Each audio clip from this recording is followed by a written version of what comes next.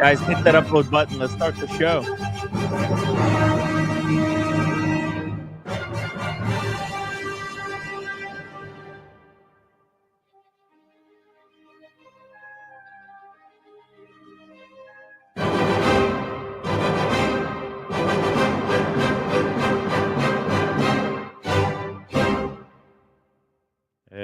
That was an extra long intro for a very extra special day, right? The Breguet 250th anniversary. I know Beethoven, he's Russia. It was a Russian. He's German. Breguet, it's French, but Germany, France, great history together. Plus, I'm wearing a German watch over here. It doesn't really matter, but Beethoven, I thought was pretty good. It's the one that YouTube. I wanted to play some symphony, and that's the one that YouTube allowed me to play. So I was like, oh yeah, well, it's nice. Symphony number 9. Can't go wrong with that for a very special day, guys. The long wait is over. The new Breguet is here, and it's shocking. A lot of people don't know what to make of this watch. I've already chatted with few people in the watch community, and they don't know what to make of it, heads or tails or whatever. So I figured, hey, let's make a show about it, and we can discuss it. I'll give you guys my opinions, and you guys tell me what you think. There's a few videos that have been already launched on YouTube, so maybe. I don't know. Maybe we do the articles first, or do we talk about the watch first? I'm not even sure what would be the best order to do this. Maybe we'll watch the videos because there's some high quality videos that have been made. First, let's look at the source material. This is the Breguet themselves. Their YouTube channel has released a little video. It's 40 seconds long. Just a little ad.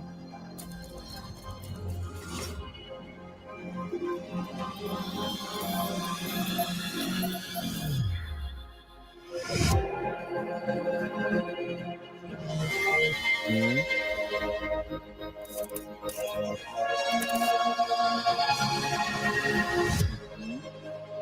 Yeah.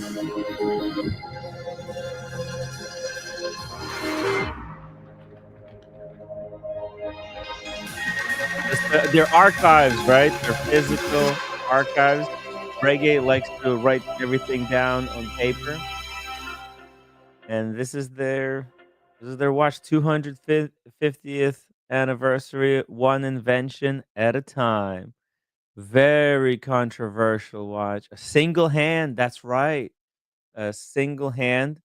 And so before I go into um, the videos, I guess, the Revolution video that was released and the other video, let me try to give you guys the close up here, right? So it's like two hands, but they're in a single hand, right? This is what I noticed, right? If you look, it's a Breguet hand. It's a single Breguet hand, and then it extends further and turns into a little diamond, and that gives you kind of a minutes, but approximate minutes. This is not a very like super accurate time. You won't be able to tell the time to, I guess, to the minute. Let's see here. So we got 4 divisions.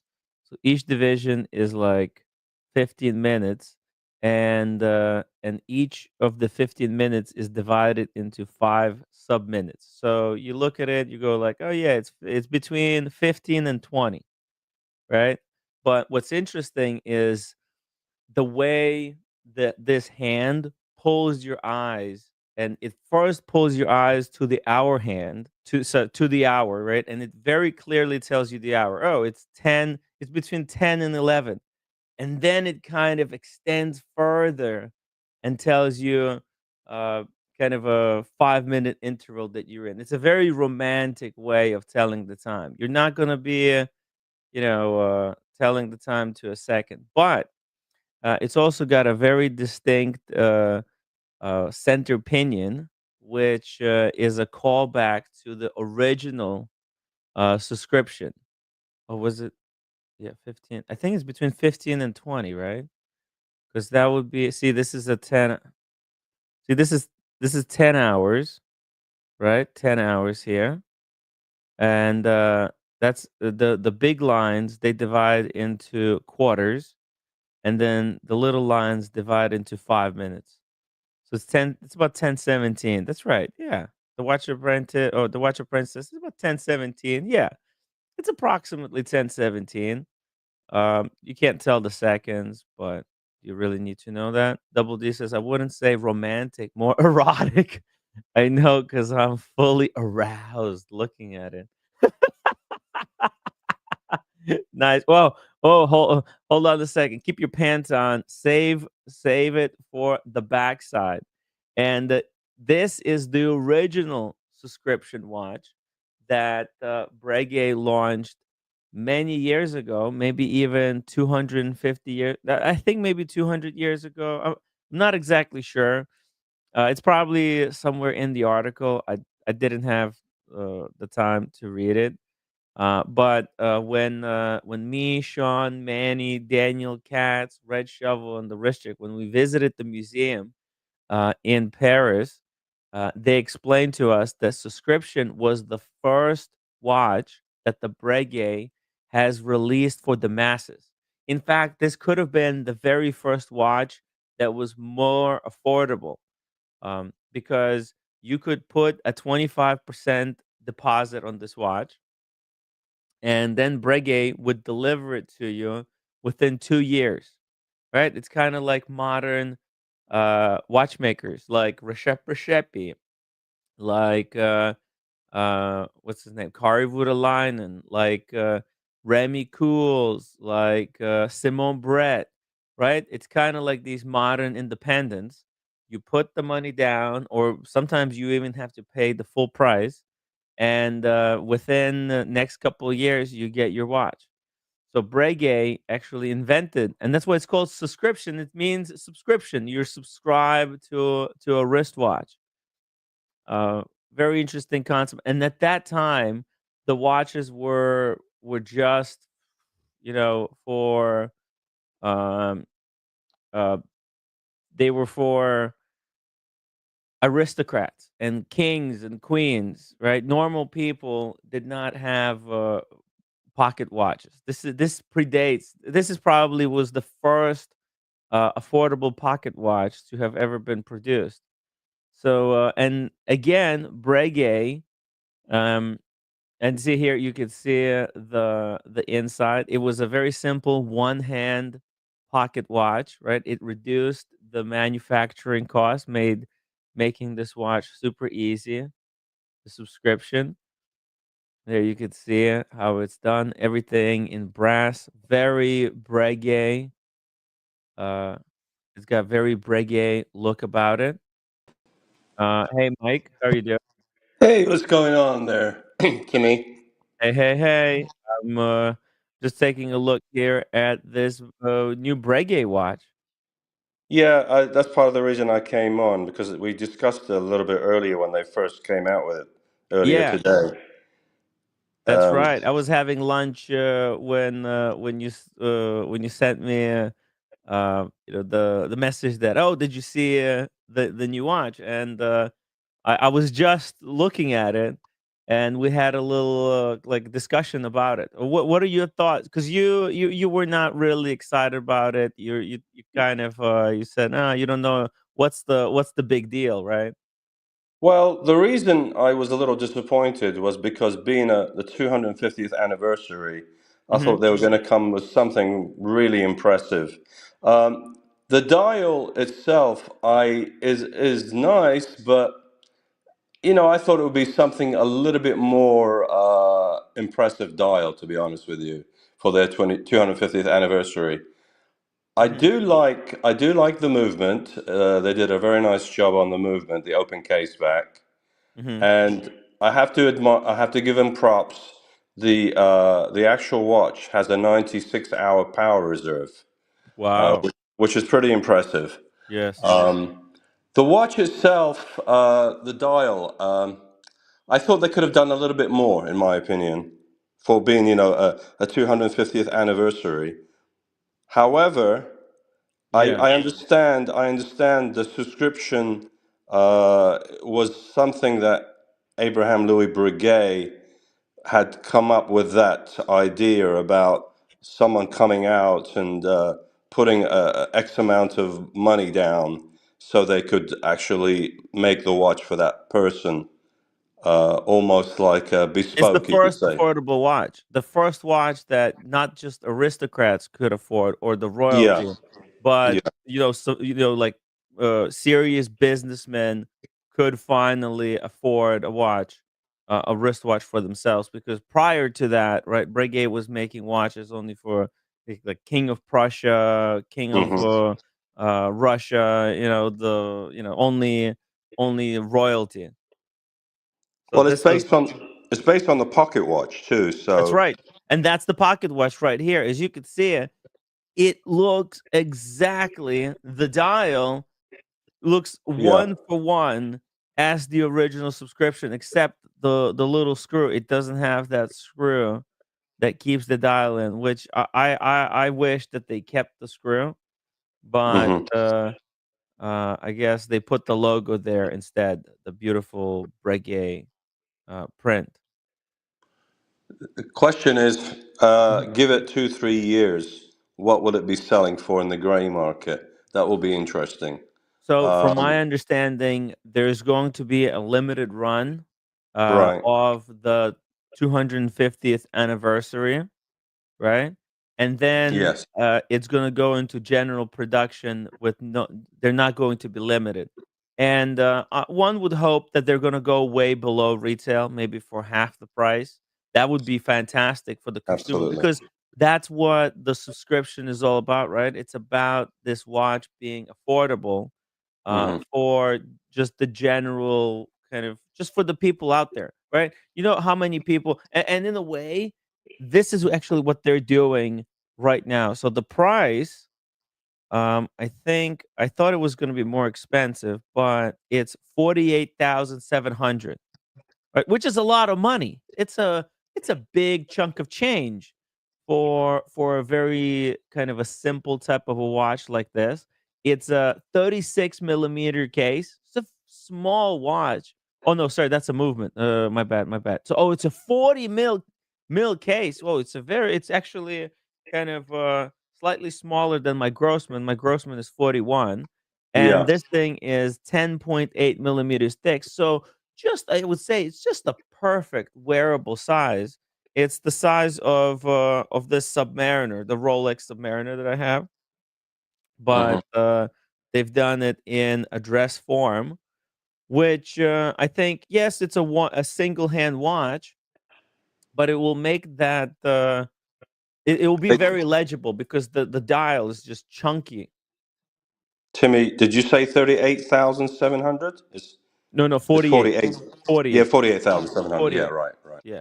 Yeah, 48, yeah. which is a Okay. lot of money, but it's It is. still, It is. but, like, the way I'm thinking about this, I'm comparing it to their competition, right? Like, Reshep, right? As you can see Yeah.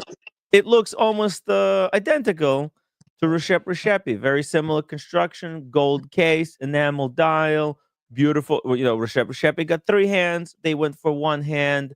It's a different type of shtick. Both have, beautiful finished movement.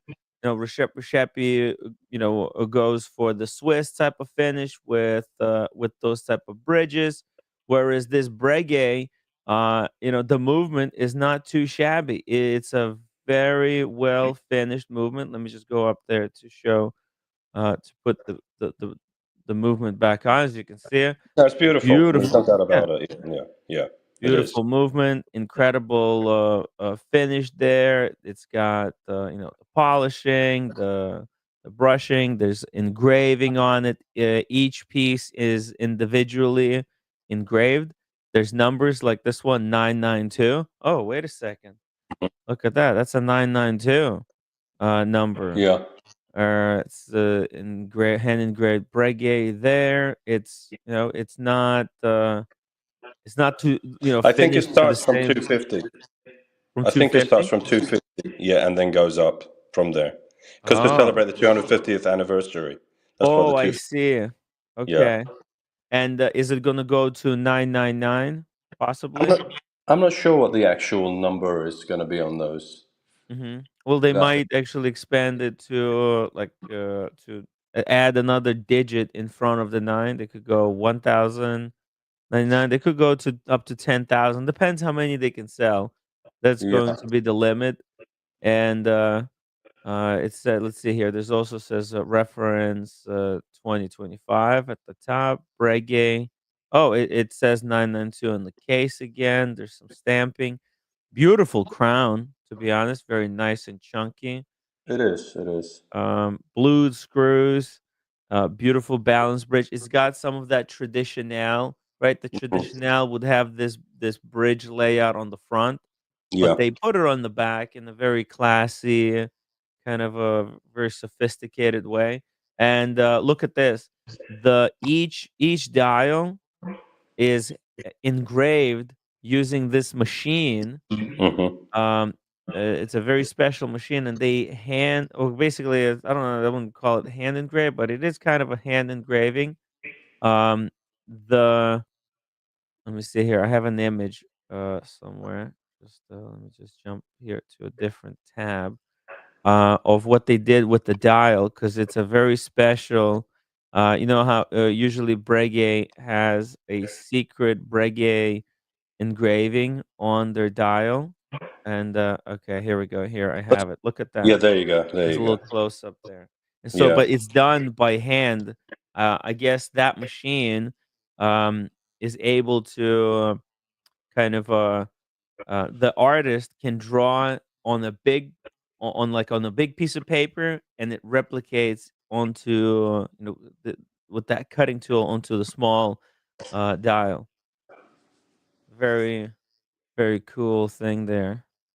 It's a little Easter egg. Yeah. So, but I'm guessing it's going to be only the first, maybe the first 1,000 is going to be engraved like this, or maybe they'll keep this going for the entirety of the collection. I'm not sure about that. It's being such a new watch, we don't have Hmm. too much information yet. Yeah. So I definitely. I mean, don't get me wrong. It's a very nice watch, no doubt Hmm. about it. I think the reason I'm a little disappointed is with the dial itself. I wanted something more elegant, maybe more not so much elegant, more I don't know, aesthetically pleasing to the eye. Being a 250th anniversary celebration. Maybe maybe you wanted something big from Breguet, Yes, something yes, um, yes. kind of like you saw what the Arnold and Son did. Well, not just that. Look what JJ Lecoultre did. I mean, they just hit it Oh, out you of the mean ballpark. mega complication?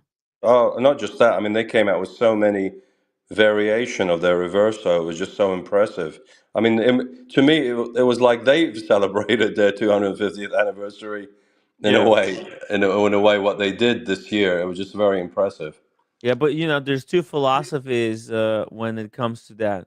Well, if you do multiple releases, you dilute the specialty of the watch, and if Mm, you just do one single watch, all that all that 250th anniversary, what makes the 250th anniversary special, it becomes just about one piece, and it's kind of a uh, like the thing is, people go completely batshit crazy over Reshepis, hmm. right? Reshepi releases his watches, they immediately sell out, and then if somebody flips it, they go for $500,000, and it's a no big deal watch. It's just a very simple three hander, right, with a very elegant case.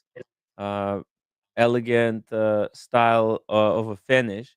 And I think that's what Breguet tried to do with this one. They didn't try to make a big watch that would alienate a lot of the customers. I think this is kind of a watch that's within reach for a lot of people because while it is a lot of money, but like it's cheaper than Recepi, right? Because there's so many people out there who want a Recepi. They want a Simon Brett.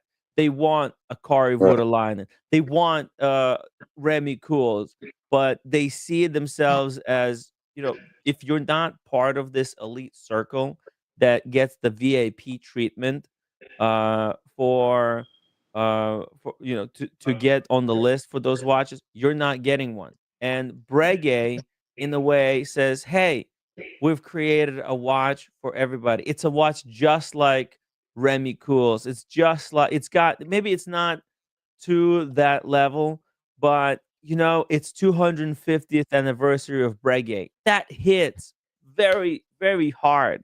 And Yeah. it's also a recreation of that really important watch that was created originally to be more affordable for everybody. Hey Daniel Katz, Daniel, You welcome mean, to the hello. show. wait a minute? It's not. I'm not exclusive enough. He didn't make it for me. It's No, Damn. not just for unfortunately you, not. Daniel. It was made. It was made the actual watch was found in. Well, the brand was found in 1775. It was just a little bit before you were born. So Yeah. you're a youngster in comparison to Oh the yeah. Breguet brand. I just my ego gets carried away when it wasn't. Because I'm left out of this exclusivity, even though I wasn't born yet. Okay. All right. Thank you, Tim. I sent you this piece about this from Revolution, Tim, or did you pick up Yeah, on it I've before? got the video. We Yeah. might watch the video maybe Yeah. It's uh actually good. The video I sooner or watched it later. too. It was Yeah? good. It was a Yeah. good I watched video. the first few minutes. Um, yeah, I liked the first few minutes, and Way was a little, kind of down to earth on this one, as Really? yeah, I felt, anyways. Now, question, Uh-huh. Tim. I'm. Why did they? I understand, going back to their heritage and being the pocket watch with the one-hander. Yeah. Now, I mean, I don't know. Am I being a little bit dense or something? But how you expect to tell the time with it? I know. It's more of a piece of jewelry you could say on your wrist. Yeah. Uh, but I don't. I'm a little bit confused about the. There is no actual minute hand. There is no minute hand, and there is an entire brand that only makes one-handed watches. The Meister Stinger. I don't know if you heard about the brand. Yeah, but before you go, yeah, Meister Singer does want only one hand. A little interruption. If I don't take Okay. care of this arm with this infection, I'll Oh only have no. one hand. You got an And infect. Oh It's yeah. looking better.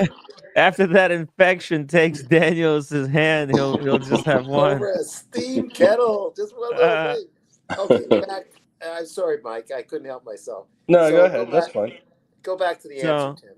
so for The Meister example, singer. Meisterstinger is a German watch brand that only makes one-hand watches. That's all they make. They Hmm. don't make two-hand watches. Every single watch they make is a one hand, and they have a billion. They got hundreds of variants of this watch, and it's not really for those that need super accurate time. If you need a super super super super accurate time, I don't even fucking set the time on my watches. I don't Yeah, know if you know about that. I would say my approach would be that a lot of times if I just know that I have to be at that appointment or that Yeah, meeting at a certain hour or a certain half an hour, yeah. that's sort of okay for me, and it's just it's for the look. But if it needs the extra time, the minutes, then of course you don't want that watch. But Yeah, No, no, no. Of course not. if you yeah, need accuracy, but this is a dress iPhone. watch, You right? just use the iPhone. Yeah, think about it. This yeah, this is a dress watch. Cartier tanks. They're just they tell they don't even have a minute. Oh no, they do have a minute hand, but They do. They do. they don't have a second hand, and Yeah. it's Yeah, kind yeah. of but tough to read seconds it as well. Are you talking seconds about the? aren't so important as minutes. Yeah, No, yeah. but the way you'll basically be able to tell the time within the 5-minute increment, right? Okay, show me an example then. All right. So you Say look. say if Uh-huh. it's you think you say it's 2:30. Now, where is the hour hand and going to be then at 2:30? It's actually the right now it's 2:30. It's showing Oh, 2:30 right now. I see now. Now I see. Now I understand. I see what you're Yeah, yeah, saying. Yeah, that would make I sense, see what you're right? You saying. see, it's like two hands in one. The first hand is a Breguet Mm-hmm. hand, and it tells you the hour, and then you go to the tip of the Breguet hand, Hmm. it extends into a little diamond, and that tells you Yeah, approximation. it's approximate. Yeah, yeah. Oh Yeah. no. Yeah, yeah, That's yeah. hey, Tim. That's a nice explanation. I wasn't thinking about that. Very. Yeah, I and give you it's three. such a I'm giving you great three. way the way they've done Yeah, it is yeah. I that give you you three could. points, Tim. Yeah, I give you thank three you. points for that explanation. That's really good. Carson Chrono is joining us in the chat. He says he's digging the one-handed because it's also different, right? Yeah, there is no luxury one-handed watch out there yet, if yeah, you think about it. Meisterstinger, they're kind of a under $5,000 watch. And the kind of they're in the affordable-ish category. They make $5,000 watch, but they're under 1,000, I think. Let's see it. These Meister Stingers. No, okay. See this regular Meister Stinger here. It's 1,600 pounds. This watch. You see that, and it's very similar like that. 10. You look at the 10. So it's between 10 and 11, and oh, it's 10-15. And you kind of over time you get used to it. Now another thing, why it's going to be a little bit easier to tell the time on this watch because it's going to be a chunky dial. yeah. It is going to be a big dial. It's uncluttered.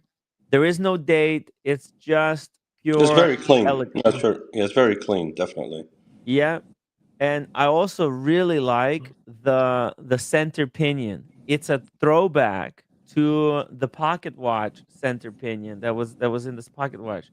You see here in the center pocket. That's how you set the time on the original one. Is you had the key, you put the key into that hole in the Hmm. center, and then you rotate the hand to set the time. Oh my goodness, we had a clock.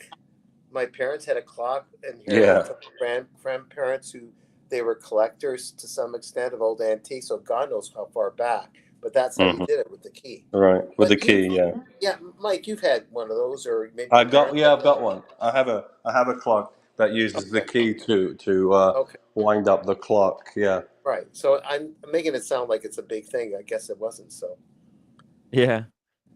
Is it 1429 or 229? I guess you're just gonna have to look out into the window and see if it's night and day, right? uh, uh, exact. But cars the crowd says, "Who the f uses their time to tell the time?" yeah, Anyhow, right, right, right, right. yeah, it is. It is kind of It's an interesting concept. It's a Yeah, less is more in a way, yeah. and they're really putting a lot of the effort into the finish. They've got a brand new kind of gold for this watch, where as you can see here, it's a new proprietary blend. A beautiful chunky crown that even Daniel will have no problem with winding the Yeah, watch. you'll never live that one down, eh? I'll never live that one down because I made such a big thing out of something you handle very well. Mm, Yeah, me trying to wind the watch, me trying to show you how to do brush your teeth with the wrong brush. You know. Anyways, mm, No, I mean, yeah, I know. I like the movement, no doubt about it. And plus, it is basically a new movement.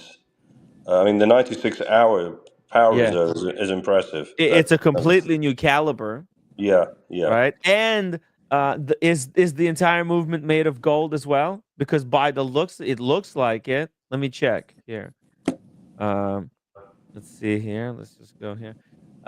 Movement is caliber VS00 in-house, hand wound, modeled after the movement of the 1796 subscription pocket watch, uh, threaded in gilded brass in the same shade as Breguet gold. Oh, okay, treated. Okay, so it's treated in the same treated in gilded brass, same shade as gold. 144 components, 221,600 vibrations. It's got Neva Chrome balance spring with Breguet overcoil. Neva Chrome. I guess that's their silicon. Yeah, that's a Nine. silicon balance Yeah. spring. Okay. Nice. 96-hour power reserve with a single barrel, modern anti-shock device shaped like the old parachute. Oh, the parachute. Okay.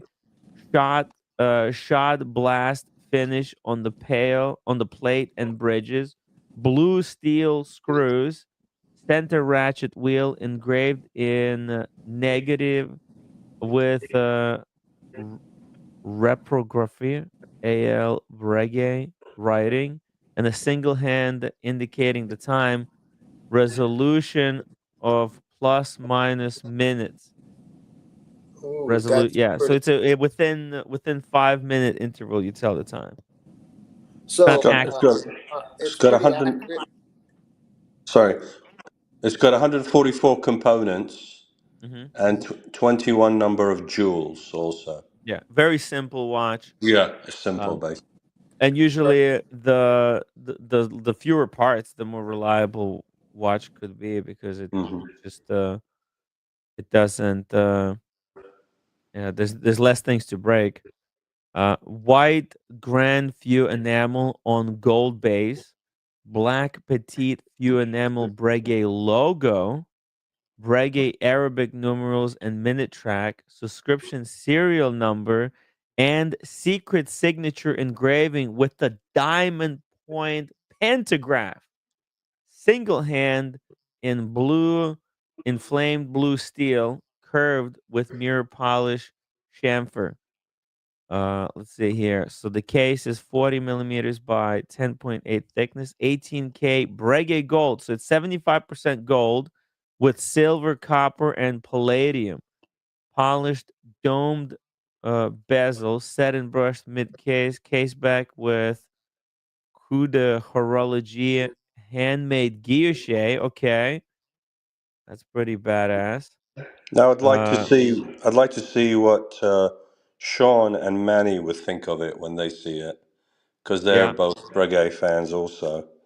I think that I mean definitely it's a attractive watch. Definitely the movement is the highlight in my opinion, Mm-hmm. without a doubt. The only thing is I'll be very patient and wait for the next 2 to 3 years and see where it goes in pricing, how far it will drop. Yeah, this is a great watch that if I'm thinking there's going to be certain numbers that are going to be extremely valuable. There's people going to be fighting for the numbers, right? Yeah. Which number can you get? All right, there's this one here 979 in this one. And then look at that pantograph. Look at that. You see, it's as I said, this guy over here, he is writing on this piece of steel over here, and then that that uh basically is retracing in a smaller size onto the dial. It's pretty cool. So he's writing like a big font, but Hmm. it's inscribing with a diamond point onto the dial with a miniature version of what he's doing. Yeah. Very cool, and it's very technical skill as well to do this. You fuck up once, you're basically you fuck up the dial. So it's a very technical work to do this one. Look at this. He has to write subscription number, and each one is individually numbered on the dial. And Breguet. And I'm guessing they said that the logo, the Breguet logo, is in enamel as well. So they fire it too. It's not just printed. Yeah, it looks like it's like engraved actually in the enamel, isn't it? I think no, it's like above, Or but I fired. think yeah, they fire it 'cause it's an Okay. enamel logo as well. Beautiful logo too. Very Oh yeah, classy watch. absolutely, absolutely. I No was on a phone nonsense. call. Who got fired, Tim? Breguet. Oh, they got fired. Okay. Cat's Seiko has an enamel dial. Yeah. But it's a different level of enamel, right? No, There's of enamel, course. there's like no, you have lacquer dial.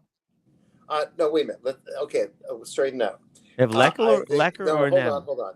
The Habring is a lacquer dial. The Seiko that I have, my watch handle is correct, is enamel. The Seiko is enamel? Yeah, yeah. What's As the well as your difference blue between one. enamel and Grand View enamel? Oh well, it is what it is, but I'm sure it's not the same It's a quality as. it's a higher grade, definitely. Yeah, The Grand View is less, I'm sure it's much better quality, of course. They do yeah, it on a gold base too. It says the like the plate on which they do it is made of gold. Whereas, because I have a similar uh, enamel. I have the same Seiko as you, but mine is blue. yeah. They're both Grand View enamel, but And well, no, they're not Grand the View. They're dial's finished. yeah, It's Um, polished it's what dial stamped. too. what is Grand Fu means? A very large fire. Like grand means large. So does Yeah, Grand Fu Grom. mean like a large fire, or what? Yeah. What? Okay. Let me see. I'm Yeah, not familiar with View actually. I think Fu means firing.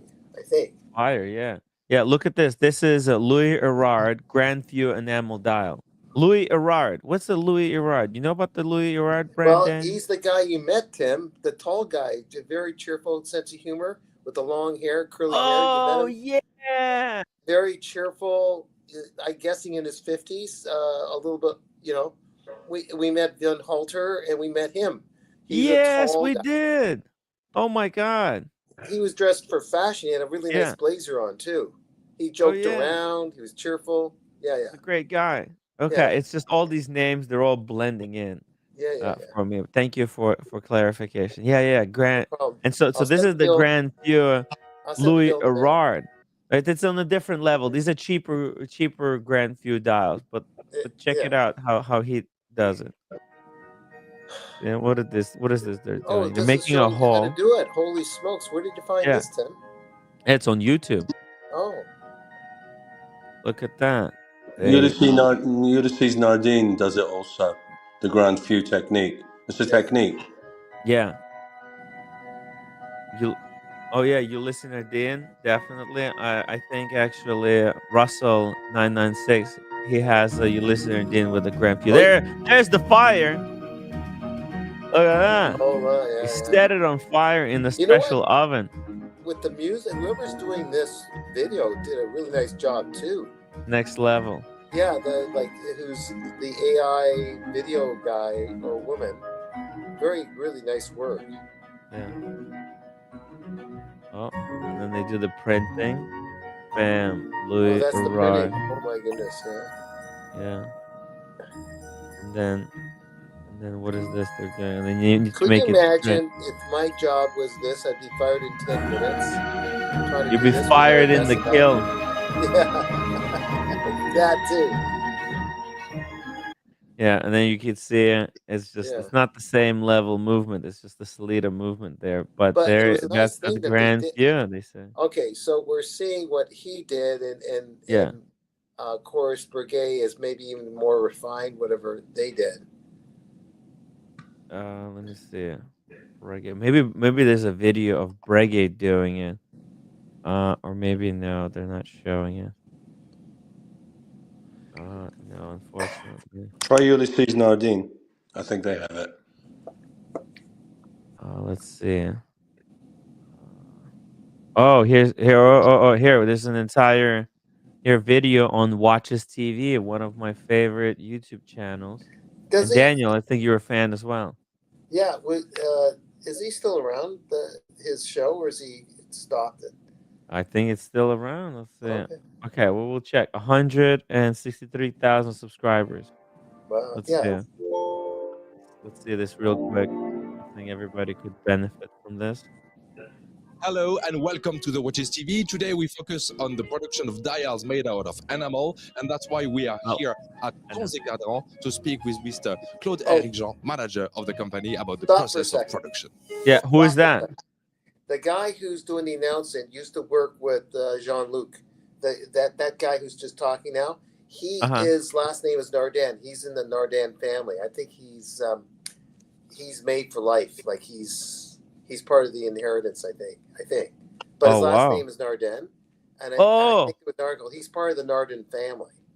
Now he's left the show and went off with his wife to do other projects. I think. But he used to be with them on .tv. Just a small. It's a good network. It's a high quality YouTube channel. Yeah, he never returned my.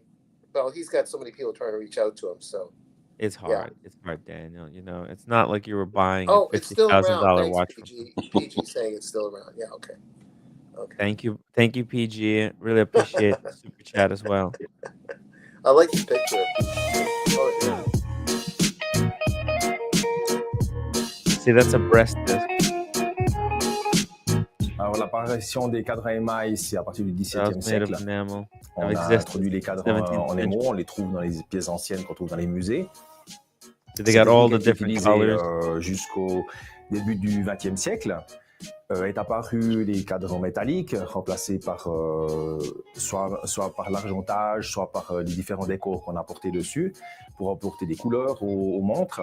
Is this workshop, are they doing grand few dials for all the different brands in Switzerland? Like Swiss, they can come to them with a request and then they could do the color for them, or what's going on here? Et à partir de ce moment-là, c'est devenu plutôt des pièces exclusives. L'émail, c'est de la poudre verre à base de silice. Glass powder. By the way, this glass powder, from my understanding, Patek has bought up the highest quality glass powder to use in their close-in dials, and they're hoarding it. So whoever has this glass powder, they're got like not the best quality. Nous ne sommes pas fabricants de poudre d'émail. But they're producing d'émail chez les différents fabricants, généralement en France, on trouve en Angleterre, on peut en trouver aux États-Unis. Avec des composés d'oxyde métallique qui vont nous donner les différentes couleurs si on parle des mots translucides, par exemple. La blancheur, l'opacité de... Wow, they make dials for Hermès. See this? Du cadran émail blanc vient en fait d'une destruction d'arsenic. Mais aujourd'hui, on n'a pas de substitut pour obtenir la blancheur qu'on obtient sur les cadrans fabriqués chez nous. Nous, on part sur une base de cuivre, qui en fait c'est la même méthode utilisée sur les cadrans anciens. On n'a pas du tout changé la méthode. Le cuivre est utilisé parce qu'il a une ductilité. Ça veut dire qu'on peut le travailler, on peut travailler des cadrans de forme, on peut travailler des cadrans bombés, on peut travailler des cadrans plats. On va venir river les pieds, les souder par brasage. This is they're attaching the part that will go inside the movement, right? So they punch a hole and then they attach this bit on the backside.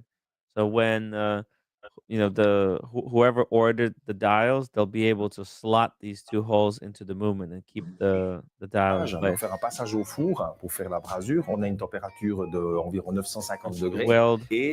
Let's see here. First, he said, we weld feet to the back of the disc. Then we heat the dial to about 950 Celsius to relax the metal. Environ 950 degrés. Et après ça, the process continues by cleaning it and scrubbing it to reintroduce some tension. On va devoir décaper le cuivre. On va venir frotter la pièce, lui donner un petit peu d'air pour qu'elle ait de la tenue durant les passages au four. Thus, the piece remains solid during the next operation. Et on va commencer par un premier. First layers of enamel are put on the back and front of the dial at the same time by dusting enamel powder. Saupoudrage d'émail à l'arrière du cadran et sur la surface pour faire une première cuisson au four.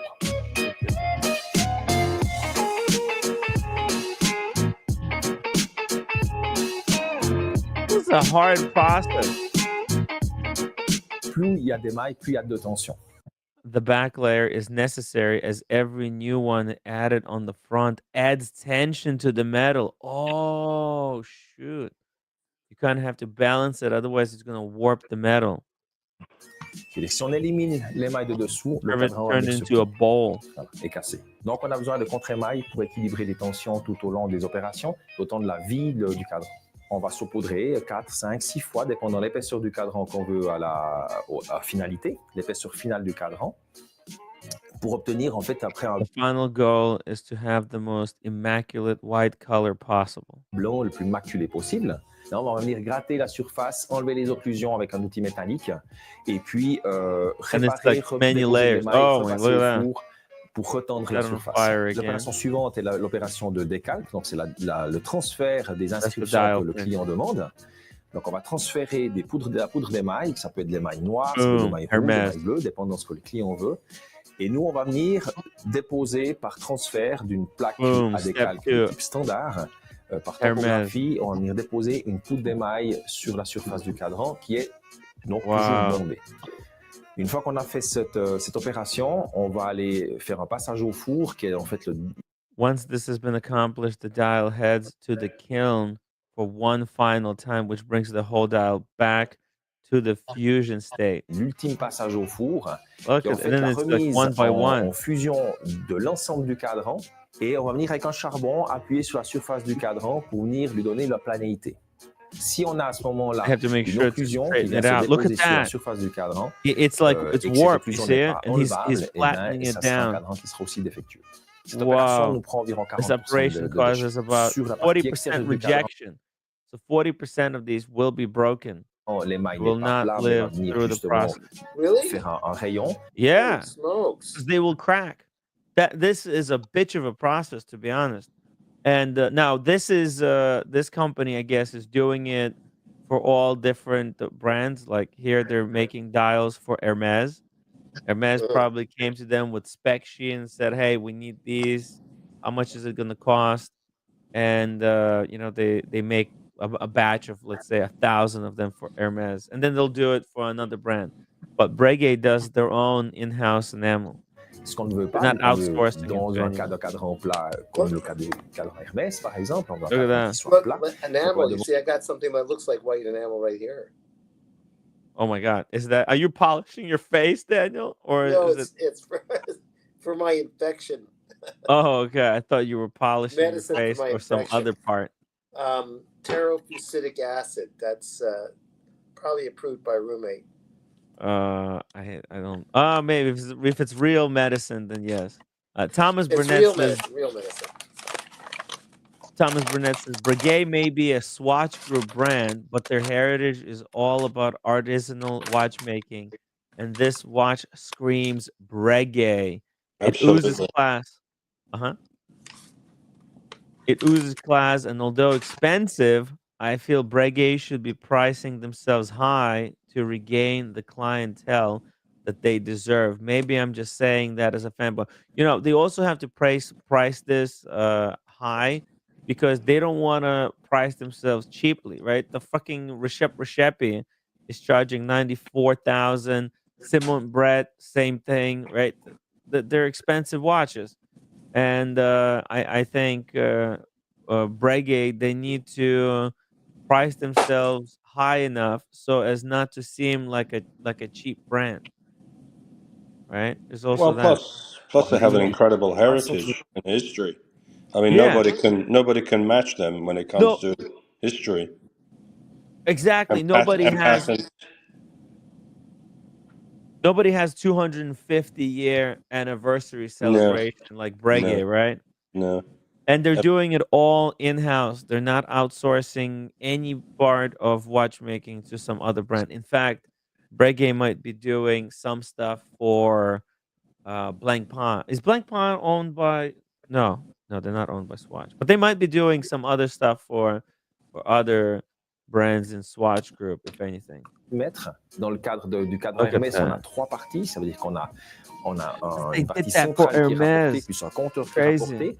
Donc, on va fabriquer 3 cadrans, donc 3 éléments qui vont... We manufacture each of them independently before gathering them into a set. You see it like because this one this enamel dial has multiple layers. So each this company, look at this. Uh they had like 3 parts of the dial. Like look at this. On va This devoir venir he just éliminer environ 1 look centimètre. at that. That was just a hole. You see, there's a hole in there. Yeah. So then it gets assembled from 3 pieces into one. See, it takes 80% manual operations to complete the appropriate angles that will ensure a perfect match of all the parts together. Et négative pour que les pièces s'encastrent les unes Welding contre on the les autres. back. C'est un cadran qui est fragile. C'est un cadran qui, quand il est emboîté, c'est pour la vie. C'est une montre qui va pas souffrir des tons, des différentes. This is the kind of level of craftsmanship that goes into the Breguet enamel dial as well. So it might seem like, hey, it's no big deal. It's just a very simple dial. But it is complex. The printing, it's done like you really have to see it, this watch, in person, I guess, to see how finely printed this stuff is. Look at that minute track. How You know, I'm not. You know, I don't know what it is with me, but I'm so addicted to white shirt, like a really nice quality white shirt. I got 2 watches that are white. I just never get tired of them, looking at them. That's the Seiko and the ring. And I was almost thinking of the Furlan Mari sector dial as the 3rd white. I don't know what it is with me with white, but it just got a nice texture when it's done right. And I don't have a Breguet. Breguet is the peak. It is. There's different qualities of this stuff. Yeah.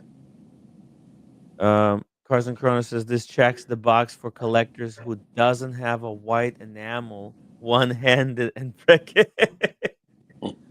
That's a weird. I don't think Cars and Chrono has a Breguet watch. And also this is good watch for those who wanted because like I have a feeling right now a lot of people want the no date watch. It's that's why Simon Brett, Reshep, these unattainable micro uh, independents, they're so popular and so in demand because they're making these no frills, uh, simple watches with a lot of detail, attention to detail. Look at that hand, right? That hand has so much attention to detail to it. First of all, it's got this big, chunky center base, right? And there's steps. You see, there's multi steps, and then in the center, there's a square screw, and all of this is going to have very beautiful, kind of. It's going to play beautifully with the light. And then the Breguet part of it, the Breguet part of the hand, has a polished center. You see that? So it goes blued, but then they drill a polished hole inside the Breguet part of the hand. And that's like it tells you the hour instantly. You look at it, you instantly, boom, you know the hour. And then when you know the minutes, you trace, you follow the Breguet hand to the little diamond tip, and you go, okay. So it's that's where you don't need the second hand, right? Yeah, you don't need this with this watch. You don't really need a second hand. Yeah. And you know how many? Tell me, show me another one. Show me another luxury wristwatch with a single hand. Show me another one. Is there one? I don't think so. Well, There's jumping hours. There's all kinds of complications out there. Well, you said Meister Singer, but that's not in the same. Meister Singer is not a luxury watch brand. Yeah. They do have a fancy version of their watch, but it's just a shitter brand, to be honest. Oh come on. Come on. No. Look, I'm just joking. Obviously, I know. I'm joking. But I had to call out your shtick anyway. So yeah, no, but it's look. Let's see. What do they got here? So what's that And sound? actually, the Is gold that that my the go, sorry, the gold they're using also is neither yellow gold or rose gold. It's their own Breguet gold now, I guess, which I like. exactly? It's warmer. It's got like a warmer color to it over a yellow gold. It's a proprietary blend. Yeah, it It's looks they good. call it the Breguet Gold. Yeah, it looks really nice actually. Yeah, looks very special because it's neither yellow, it's no rose No gold. It rose. doesn't look coppery. Yeah, It doesn't have a weird tinge to it. It's just perfect. Tim G says, let's see here. One big dick is all you need.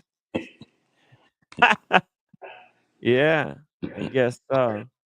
Look, it's a watch for kind of a different lifestyle. You got your uh you got your what's it called? The iPhone to tell you the exact time to the second. And it's right. connected to an atomic clock. So you'll be able to know the exact time. But this one, it just gives you a perfect approximation. You just glance at it, you go, "Oh, it's 2:30. Yeah, that's cool. It's just past 2:30. Nice. Yeah, I like it. Let's see it. It's got nice thickness. I like the lugs too with these new kind of Yeah, they're not welded chunkier. because Yeah. because Breguet generally welds their actual what's the name? Trying to think of Oh yes, the usually actual they're welded. lugs. Yeah, the lugs. The lugs. You're right. Yeah, they usually weld them. And they have that coin etching, and here it's a full-on modern watch. There's no coin etching. It's got polishing on the bezel. It's got polishing on the case back, brushed mid case. Very modern style watch. Oh, and there's also the guilloche on the back here. You see it? I think they said that these lines over here on the case back, that's done with a guilloche, from my understanding. And then also this here, the the engraving on the uh what's it called? The mainspring And barrel? the barrel, yeah. The barrel, yeah. Yeah, I like how they did that actually. It kind of gives it something. It just looks something very unique and special with the inscription on the back. Yes. Yeah, it's very cool. Oh, and it's got this parachute. That was actually Breguet's one of his earliest inventions for anti-shock systems for the balance wheel. I wonder if that the inscription on the back is actual copy of Louis Breguet's handwriting. Oh, I that would be wonder pretty if it, cool. yeah, I wonder if it is. Does it say here? It's written something. Because it says la subscription. Yeah, it's in French. Da-da-da-da-da. Yeah, it says something in French. Uh it says something about let's see it. Does this article explain what it says? Let's see. I can read Parachute. some of it, but I don't know. I can read some of the French. Yeah. Coupe, yeah, but it breaks up. That's the thing. Yeah, and then it goes under the bridge, and Yeah, yeah, the way you can read the underside is you have to wind the barrel, and it will twist it to the side. yeah. What I guess. I'm sure they do have the actual translation of what it's Yeah. supposed to say. Yeah, I wonder. It's got to be somewhere. Just need to find it. Yeah. No, I mean, you know, you look at it more and more, and you kind of warm up to the watch, the dial. But Mhm. but right away, I fell in love with I fell in love with the movement. I thought the Mhm. movement was just impressive. Yeah. It's beautiful, beautiful movement, and the movement is also has that aesthetic of the old subscription. It's laid out like the old pocket watch. So that's another thing, that takes. See here, look at that. Yes, it's identical almost. Yeah, yeah, right. Yeah. So crazy. And see the way you wound this old watch. You put the key into the slot over here in the center, and you Hmm. wind it, and then the watch works. And then to set the time, you put the key in the front over here where the hand is, and you set the time. That's how you set the watch. Yeah. Pretty freaking genius, if you ask me. It was ahead of his time. Oh yeah, the guy was an absolute genius, Abraham Breguet. Hmm. And all the patterns that he came up with over the years in his lifetime was was very impressive. Mm. Yeah, it's basically yeah. I mean, I understand where they're coming from, why they made this watch as the 250th anniversary. It makes Yeah, a lot of sense. It makes a lot of sense. yeah, and you know what? Like they could have went and created something insane that nobody would able to afford, like that Arn. Let me just pull up that Arnold and Son, 'cause that watch is just so insane. The constant force tourbillon. Like they could have done something Mm. like this. And this Arnold and Son watch, actually, this is so messed up because they've done the opposite of what Breguet did. What Breguet did, right? Yeah, And now this is a completely, unique brand, but they're riding the heritage of Arnold, who used to collaborate with Breguet back in the day. right, right. They're just using Yeah, his name. I don't know whether legally or illegally. Probably they got the right permissions to do it. And they made this big FU piece, limited to 11 pieces. Uh, 11 pieces. Get this. It's got a wow, constant force because that's what Arnold. Uh, that's what Arnold was known for his constant force stuff.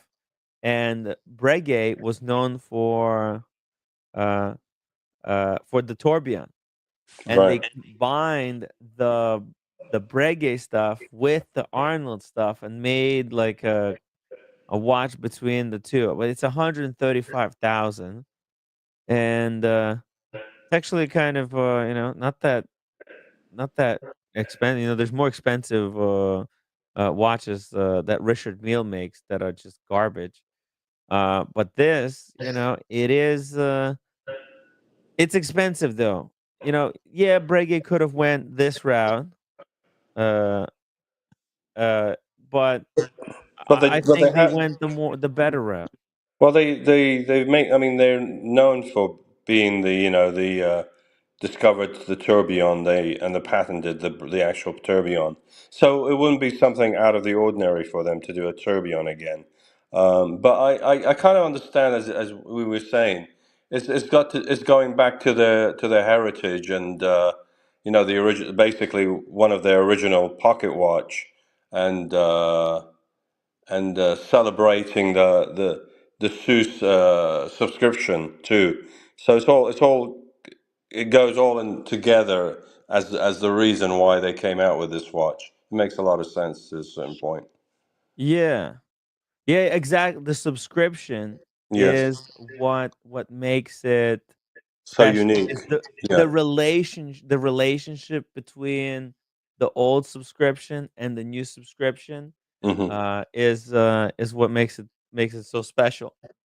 And now, also, I've had a chance. I was very lucky that Sean has scheduled the Paris Breguet Museum visit, where we got the rundown on what subscription means and what it stands for, and then to have like this watch come out to celebrate the 250th anniversary. That's so badass. By the way, Mike, while I have you here, check this out. Cars and Chrono right now is with Jesus. They're hanging. This is our sommelier, Jesus. Jesus. Jesus. That's right. That's right. Some people said, "Oh, Carson Crowe, he doesn't know Jesus." The Hispanics call him Jesus, not Jesus. Jesus. Yeah, that's right. They're hanging out. Looks like they're smoking some Trinidad's. Am I seeing a Trinidad cigar? Hell yeah. So Jesus is going to be there with us, right? And That's Quasi Corona. that's it. You, Jesus. me, and who else was it? Somebody else, I think you said. It's gonna be Cars. It's gonna be Jesus. It'll be AC. Oh, I see. Morgan. Yeah, Rich, me, and possibly Red Shovel. Red Shovel is scrambling right now, Mm. moving stuff around, trying to be able to get in on this trip because it's gonna be hella fun. And we've added the Memento Mori winery on Friday, so we'll be doing a wine tour on Friday. So it'll be freaking Uh-huh. epic. We'll get some wine. Cool, cool. Yeah, it'll be Sounds good stuff. exciting. Yeah, we'll Yeah. smoke some cigars. Man, those Trinidad's are incredible. That's what I've had in London. Remember? Yeah, Uh, that's right. That's right. You were smoking Trinidad's. I'm not sure if it was this exact same one. It might have been slightly shorter one, That looks like a but church. yeah, this is the church. He's got the official size, the Churchill. Let me see if I can pull it up here for us because that was really good. That was a badass cigar. Oh, here we go. And he's a wine and watches expert as well. Big collector. He's got some incredible, classy pieces. Got Vacherons, Breguets, I believe. Just recently got an Air King himself. Pretty cool. Yeah, Yeah, I check it saw out. I saw Cars and Chrono's AP he got. Very nice. Cars is No, no, seriously Vacheron, considered. Vacheron. It was a Vacheron. Uh, Yeah, yeah. Cars got a Vacheron, but Jesus right. also got a Vacheron. Oh, okay. Yeah, he's got probably a few as well. He's a he's a big collector as well, and sometimes as a hobby, he works at the Panerai boutique. He was Oh, actually really? yeah. If you got nothing to do, I'll send you the link to this live stream where me and Red Shovel were in LA and we got the Panerai actually from Jesus. Ah, A good very time. nice. Yeah, he's a good dude. Is that He'll he is that prepared the wine tour for us. cool? Cool. Is that the cigar, the one that you had the large ash at the end, and then it? Is it the Yeah. same one? Yes, that's the Hey, one. okay, okay. The longest ash. Yeah, yeah. I don't. I think this may have been. Man, these Trinidad's they hold their ash like crazy. Look at that ash. What the hell? I Yeah, that was smoked it funny. almost to the wrapper. Right, right to the wrapper. Yeah, I got very close. Look at that. Just- that's from the beginning to almost the wrapper. What happened was I took one more puff after this picture was taken, and that's when it fell When off. it fell off. Yeah, we In were the teasing. future, I was teasing Manny. We were going to blow it down. Me and him were laughing while you were showing it off. longest ash debatable. That's right. It is debatable. Double D. I think me and Double D need to have an ash off competition because Double D had some long ash as well. We'll What do sort of an cigar? ash off. What cigar was he smoking? Double D. Good question. Double. He had something. But I forget. But that Trinidad that Jesus holding, that's a longer Yes, the one. Churchill. Yeah, Yeah. the Churchill. Whereas mine was I think just the slightly the next smaller size from Was the it a church. double Corona? Not sure. No, Sure. Let's see. Does it say on the thing here? Let's see. Trinidad. It doesn't say. I don't think it says it on the actual wrap. Wrapper. Yeah, somewhere on the box. It's a good Yeah, cigar, though. I've had Trinidad. They have very nice cigars. yeah, amazing stuff. Truly amazing stuff. Yeah, can't wait. Can't wait. Have some wine and cigars with the bros and cars. He is seriously considering this Breguet. Like seriously considering. Really? Yeah, Wow. he was at the boutique uh, yesterday, and he actually no, was it yesterday? Yesterday or the day before, and he got to see the preview. They was embargoed, so they told him, "Hey, don't tell anyone. No showing pictures or whatever. No sharing with anyone." And he's seriously considering. He basically has a possibility to grab one, but it's at full retail. Well, obviously, but look, I think this. Not that it's all about the value, and I think cars wouldn't even care about the value of something like this. Um, Right. it's not like at least the first batch that's 250th anniversary. These could be collectible for a very long time. They might hold value. Maybe they'll drop a little bit, but there's a possibility that maybe they won't. Maybe they will. Maybe they'll go above retail. Who knows? It's very tough to say. It's a departure from what Breguet usually does, right? And I think because they went into this kind of a Reshep direction, um, they might create something that's super desirable. Like for example, I told Cars, dude, I think I would sell my Grossman and Grossman and couple of watches and have this as my only dress watch. That's a powerful brand. And look at the pricing, right? So just to be clear, look at this. Let's just do a little comparison here, okay? So 45,000 Swiss francs.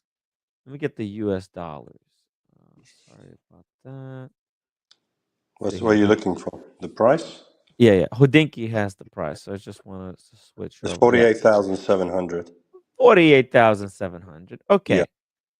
Now this is the elegant dress watch. You know who else makes elegant dress watches? Patek Attack. Philippe. Yeah. Attack. Patek, yeah. Right. And Patek recently released their version of an elegant dress watch, and they went back to their roots, to the reference 96, and they released a watch for 47,130 US dollars. This is Okay? platinum, though. Yeah, but platinum is not like a more valuable That's a more valuable metal, for sure. is it? Is it Oh, yeah. really? Oh, yeah. Platinum is more valuable than gold. I don't think it's that much more Oh, valuable. yeah, yeah, it is. It's much more. Price of platinum. That's why they demand such a higher price. I don't think so. Let's see. Yeah, Look yeah. at this. Look at this. Look at this. Look up platinum. Gold is trading for 3,354 per ounce, while Right. platinum is trading for $1,000 per ounce. Oh, is Gold it? is going 3 times the platinum. Hmm. I'm shocked. Then Welcome why to they the always ask quite a considerable more money for because that's the platinum? brainwashing that because platinum is heavier material, so it feels more premium. It's more difficult to work with it. To work with, Uh, yeah. yeah, so they're saying, "Oh, because it's so much more," but it's not like it's not that more difficult to work with it. It's not 3,000 more difficult. But what it is that it's But marketed as a Tim, more premium material because it's heavier, and also because it's denser, you need more of it actually, right? Because it's like twice as heavy, so that it goes per ounce, right? But you're But not I think making it's. watch in ounces, you're making it in like uh I think, to be honest with you, Tim, cubic feet. I think it's more rarer, to be honest with you, platinum than No, gold. but But yeah, gold it has is more been, rare, but it's still it's not go- as desirable as gold. well, gold is used more for jewelry, and also because it's been also highly manipulated in the past couple of years, especially this year. With the price where it's at, it's just basically a safe haven for people to buy gold when the market is dumping. Generally, that's what it is. It's all manipulated anyway. It's got no business being around 3,300 an ounce. It's ridiculous. Yeah, but people are paying fucking 100 grand for Bitcoin, which doesn't even exist in real Yeah, oh, world. I It's just a know. piece of code. It's all It's manipulation. all Yeah, crooked. It's all yeah. crooked. That's But all it is. Yeah. yeah, but like I think, but the manipulation, see it, the manipulation is in its weight, right? The way that these brands or the jewelry brands, the watch brands make us think that the platinum is more premium because it weighs more, and they say they structure their watch collection as steel, gold, and platinum, and then they price the platinum. They're able to add extra uh value and charge extra for the platinum because it weighs more, and then when you pick up the watch, it feels like a more premium watch because it's heavier, and it's like in your mind, you're able to justify it. But the thing is, it's not as desirable. Platinum is not as desirable because it's something that sometimes it's too heavy. Like, do you really need to go that heavy? However, in in the Patek dress watch, it's not like there's that much platinum, right? It's a tiny little dress watch. No, 39 mil, not a tiny. It's not a itsy bitsy watch. No, actually 38 mil. So it's a 38 mil. There's barely any platinum. Plus, with the open case back, it's not there's not going to be there might not even be $1,000 worth of platinum in this case, right? But the platinum has its advantages where it doesn't rub off, right? If you're polishing platinum, the Right. material doesn't come off as dust particles like in gold. You Like can't gold. you can't shave it off. It sticks to the case, so there's some, you need to use different techniques to shape it and to finish it. But look, it's all the brands tell us that that's the more premium, and then they say, "Oh, the ceramic." Yeah, like if platinum was so premium, so expensive, then how come ceramic or carbon? Why are they charging even more for the ceramic and carbon? Right? It's all arbitrary, right? The brands charge whatever they want for the watches, but these 2 are priced similarly, right?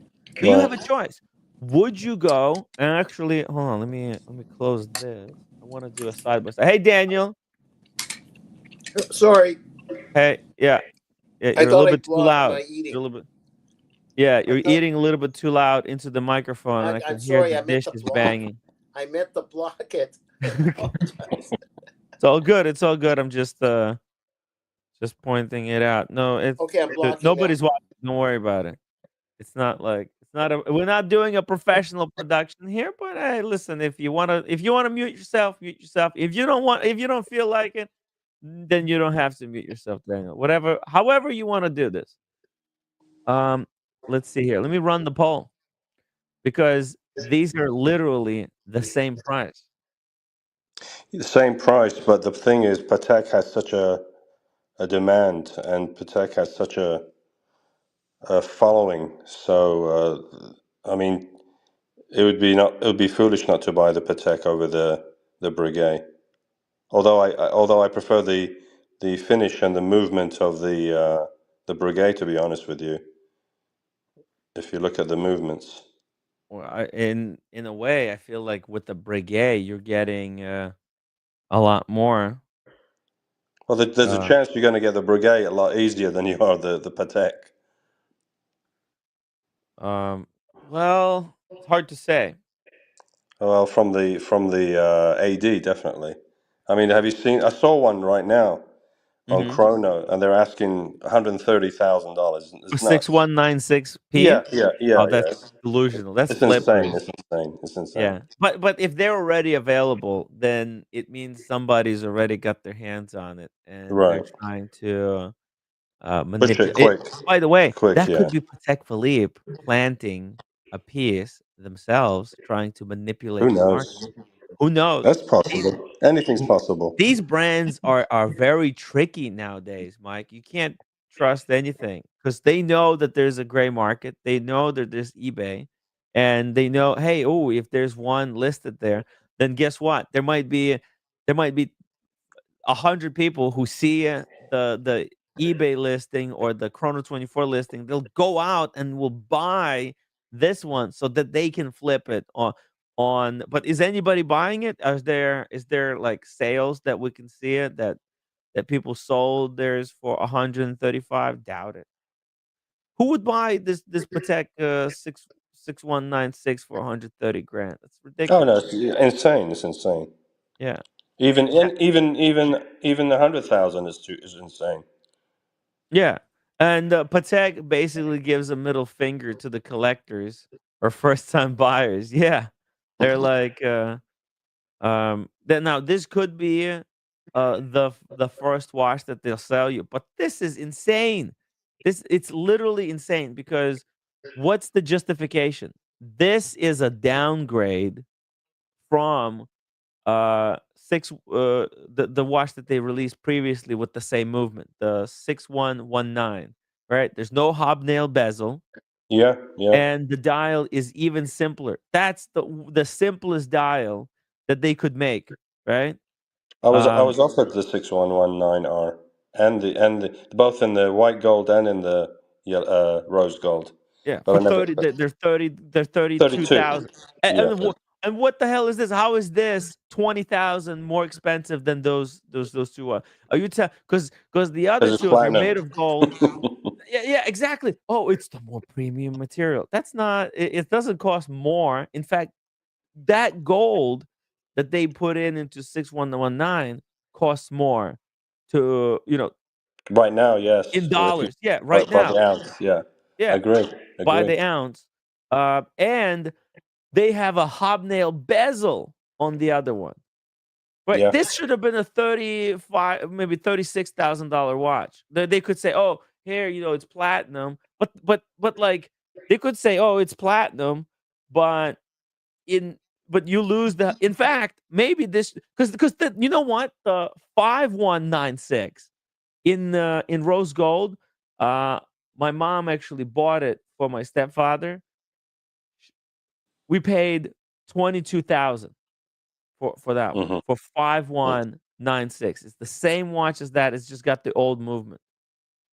So they Yeah. double the price. That's just a big middle finger.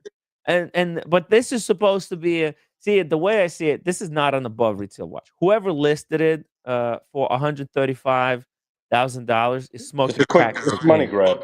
Yeah. It's a money Just a grab. That's just a quick money grab. okay. Nobody should be paying above retail for watches. That's No, insane. no, no. And if you're that desperate, I mean, there's no rush. This is a simple watch. You can in fact, dude, the old one is not that much, it's not worse. What's the Like, power reserve on that one, Tim? Is it like about on the new 50? one, Yeah, is it like 50 something? 50, let's see 56, here. 58? It's not amazing. I mean, No, I think it's I like mean, 56. yeah, I Let's think see so. here. In there. I Oh, mean, no, this brick. 65. 65. Oh, 65, which is good. Yeah. But this is 96. I mean, it's Yeah. incredible. Yeah. 2 days versus 3 days power Yeah. reserve. And now the Patek is kind of a throwback at Actually, the four old days. classic 4 days. watches. 4 days, right? Yeah, Holy yeah, damn. Okay. 4 days versus 2 days power reserve. And then the Patek got the two barrels. Breguet got one barrel. because I guess it doesn't need to be as accurate. But the Patek is not a very accurate watch either, because it's got the. Well, maybe it is regulated to a certain accuracy, but I don't think it's a master chronometer or anything. Um, it's got the running seconds at 6, but that's basically useless. Um, yeah, it's just I don't see it. It's like Patek Philippe. They're charging 47,000 before because they can. They discontinued the 5196 for what, like 3 years, and then they started out with the platinum maybe because the gold was too expensive, and then they're thinking, we'll start with the gold, and then we'll go to we'll go from platinum, we'll go back to gold. Maybe it'll drop down in price, or I don't know what, but um, it's kind of, hey, force the hand for the super collectors to first buy platinum or spend the big money, and then maybe next year or in the next 2 years they'll release the gold version for 30,000. But this whole platinum thing, uh, it's a bit of a cash grab. It's a con. It's a basic con. That's what it is, Yeah, in my opinion. Yeah. yeah, yeah. It's just a big. It's for flexing, right? It's That's hey, exactly. I've got the higher category, right? The higher material. But it's not like you're getting a platinum Daytona, right? Platinum Daytona versus gold Daytona. Like it's got, because it's the entire case plus bracelet plus, plus you get the ice blue dial. Whereas I'm kind of annoyed with Patek right now with the use of their salmon dial. They put their salmon dial, so this one is platinum. Okay, no problem. But then, what about this one? Is this platinum? Okay, this one is platinum. Fair enough. But then, what about the chronograph? White gold. What the White fuck? gold. Yeah. What the fuck? Why white gold? That makes no sense. Stick If you're gonna do platinum, stick to platinum. Why did they do this one in white gold? Kind of That piece, annoying. and that piece is overpriced too, big time. Oh They they yeah, they drop value big time. I think they sell for like 107, 110,000. It's crazy what they charge for this. yeah. It makes no sense. Look at this, And Sam. you can pick it up in the gray market for like 74, 75 grand. Yeah, it's just a big racket. And then they also have the chronograph. Check this out. Complications. They have the chronographs 5172. Is that platinum? No, white gold. What the hell? Why are they? If you're gonna do salmon, at least stick. Do have some consistency. Rolex is very consistent with their color scheme. They're doing when they're doing platinum, they give you the ice blue dial, and oh, that the platinum one has ice blue dial. With the salmon, they led everybody on that salmon watches are platinum, and then this one, the 5935. This is just bullshit watch, in my opinion. Who needs a chronograph in the world time? It's the most ridiculous complication combination on the planet, and that's in steel. What? So now they're doing steel for 64. What? They're all over the place. Look at that. It's 30-minute chronograph that actually very tough to read, because the chronograph makes the it makes the world time actually more tough to read, Yeah. because they put the chronograph subdial in between the city and the time of the world time. What the fuck? Worst design decision ever. Because like Moscow is here, and the way you read the world time is that whatever the city is, that's where the hours are. That's how you know. Oh, it's 13, so it's daytime. It's 1 o'clock, and then you look at the minutes. So the minutes is consistent everywhere. So that's like it's 109 over there. But then you got the chronograph track in the middle. What the fuck? So annoying. Man. So it's just Patek. They're hyped. They have good pieces, but No, they I don't make know. beautiful watches. There's no doubt about it. I mean, Yeah, they definitely belong in the Trinity, without a doubt. yeah. It's their Uh, complications, when they have some amazing complications, they right? do, they do. The 5270, fuck, that's that's like the greatest watch that they make. But then obviously they have insane stuff like this thing. The Holy shit, they did a left-hand drive actually. After Rolex released the left-hand drive, this is Patek took their uh uh uh, This is their first. perpetual chronograph, and they This is did a inverse. so this is their first left hand ever, right, I by don't know Patek. if it's the first one, but they did it a year after Rolex released Rolex. a Yeah. left-hand drive. They created their own left-hand drive using the same technique as Rolex by basically just flipping the movement upside down and printing the dial just differently, and that's it. It's just a simple inversion. Because let's see, where's the regular one? They have somewhere. Maybe they discontinued the regular one. But then they have this one, the split second chronograph. This is insane. But the price, dude, 467,000. That's What? insane. They're insane with their pricing. Patek, they Yeah. really are. Yeah, but it's just like nobody else can do this. Like in this form, in this thinness, like how thin this watch is. And then, it's done on the next level. But yeah, like, Beautiful. yeah, it is beautiful. But like Holy Grail is something like this, 5240. This is a version of this. Um Ed Sheeran wore on the Time magazine. He had like the original one of this, like a super rare version of it, old time version. It's cool with the green dial. This is insane. A split second perpetual chronograph. What the hell? That's where the Patek shines. But Breguet does this high end level stuff as well. It's just maybe um, they're not as known for it. Well, I think the Breguet brand. I mean, unfortunately, it's something where in the grey market is definitely a bargain. Hmm. Used. Yeah, Buying it new, unfortunately, is unless you don't care. Buying it new is you're definitely going to lose a lot of money on the particular models. But however, their movements, their finishing, the history, the quality is definitely up there with all the top brands. No doubt about it. yeah, yeah. Breguet. They've got. Let's see. Let's go to Breguet website. Let's see. What do they have? Oh, that's not their website. Let's go to Breguet. I don't know how to spell.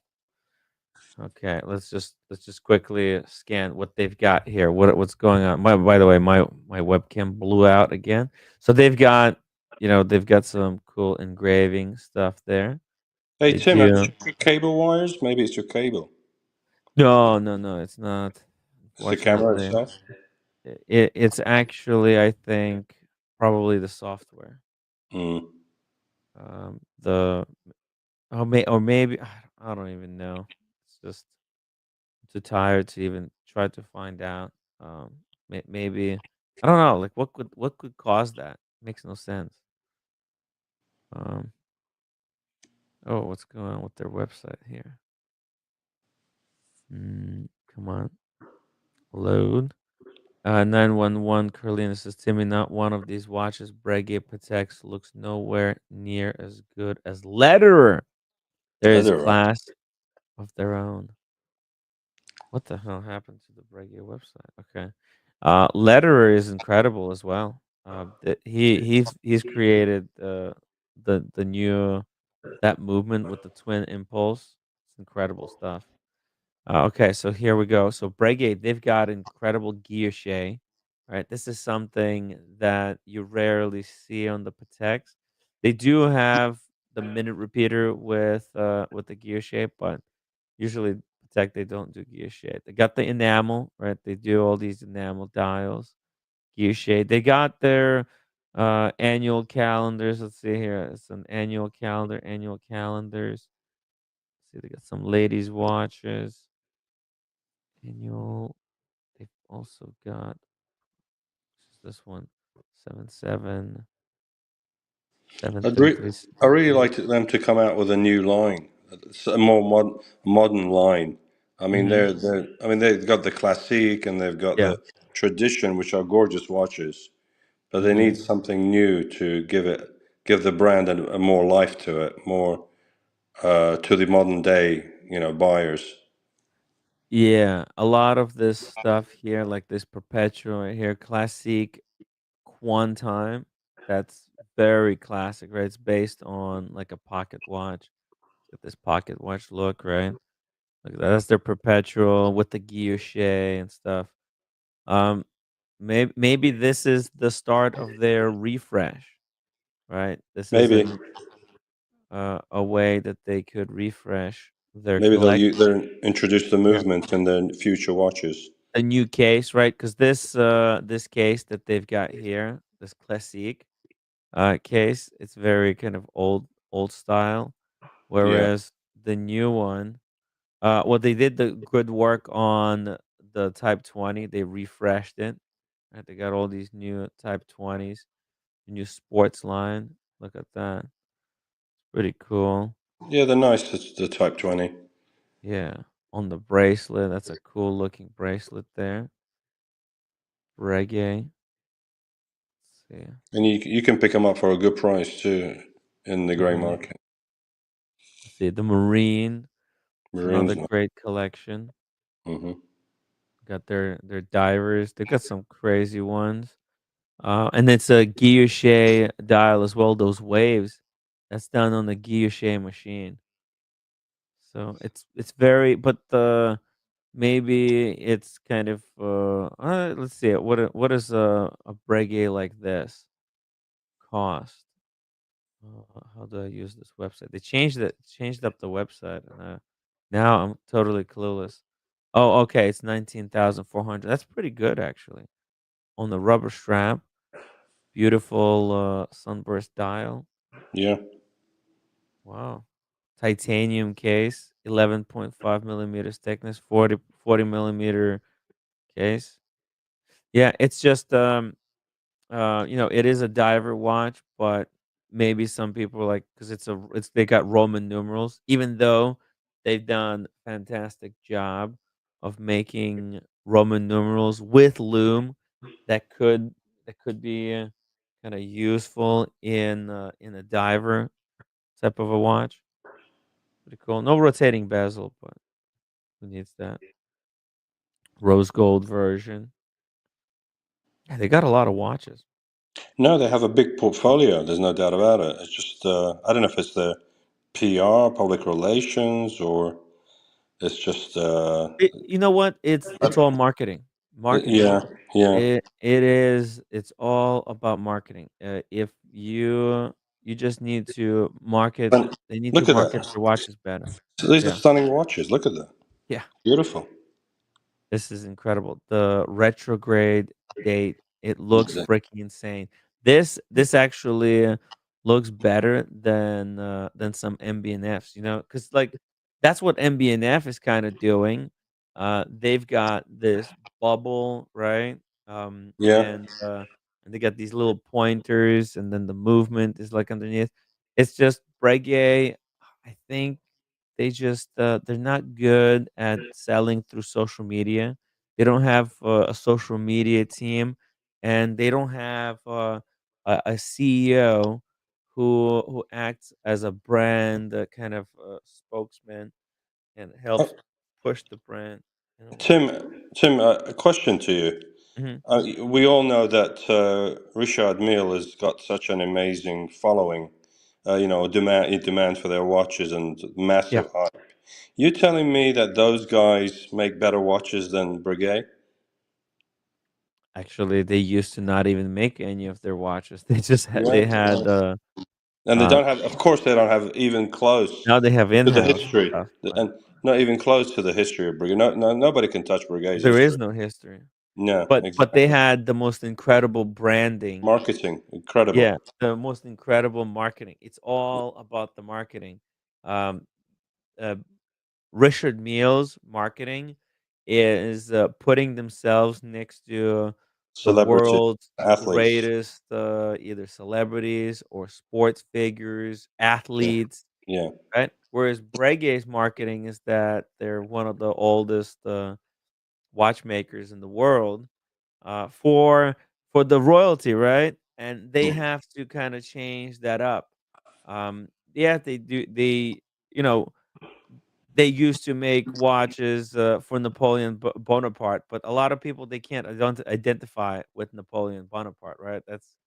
He's like an old world person, Yeah. whereas Well, that's the thing. yeah, Everybody wants to associate with a celebrity or an athlete. They don't give a shit about whether Churchill had a Breguet or yeah, Napoleon's mistress had a Breguet or whatever, and all the different politicians throughout history.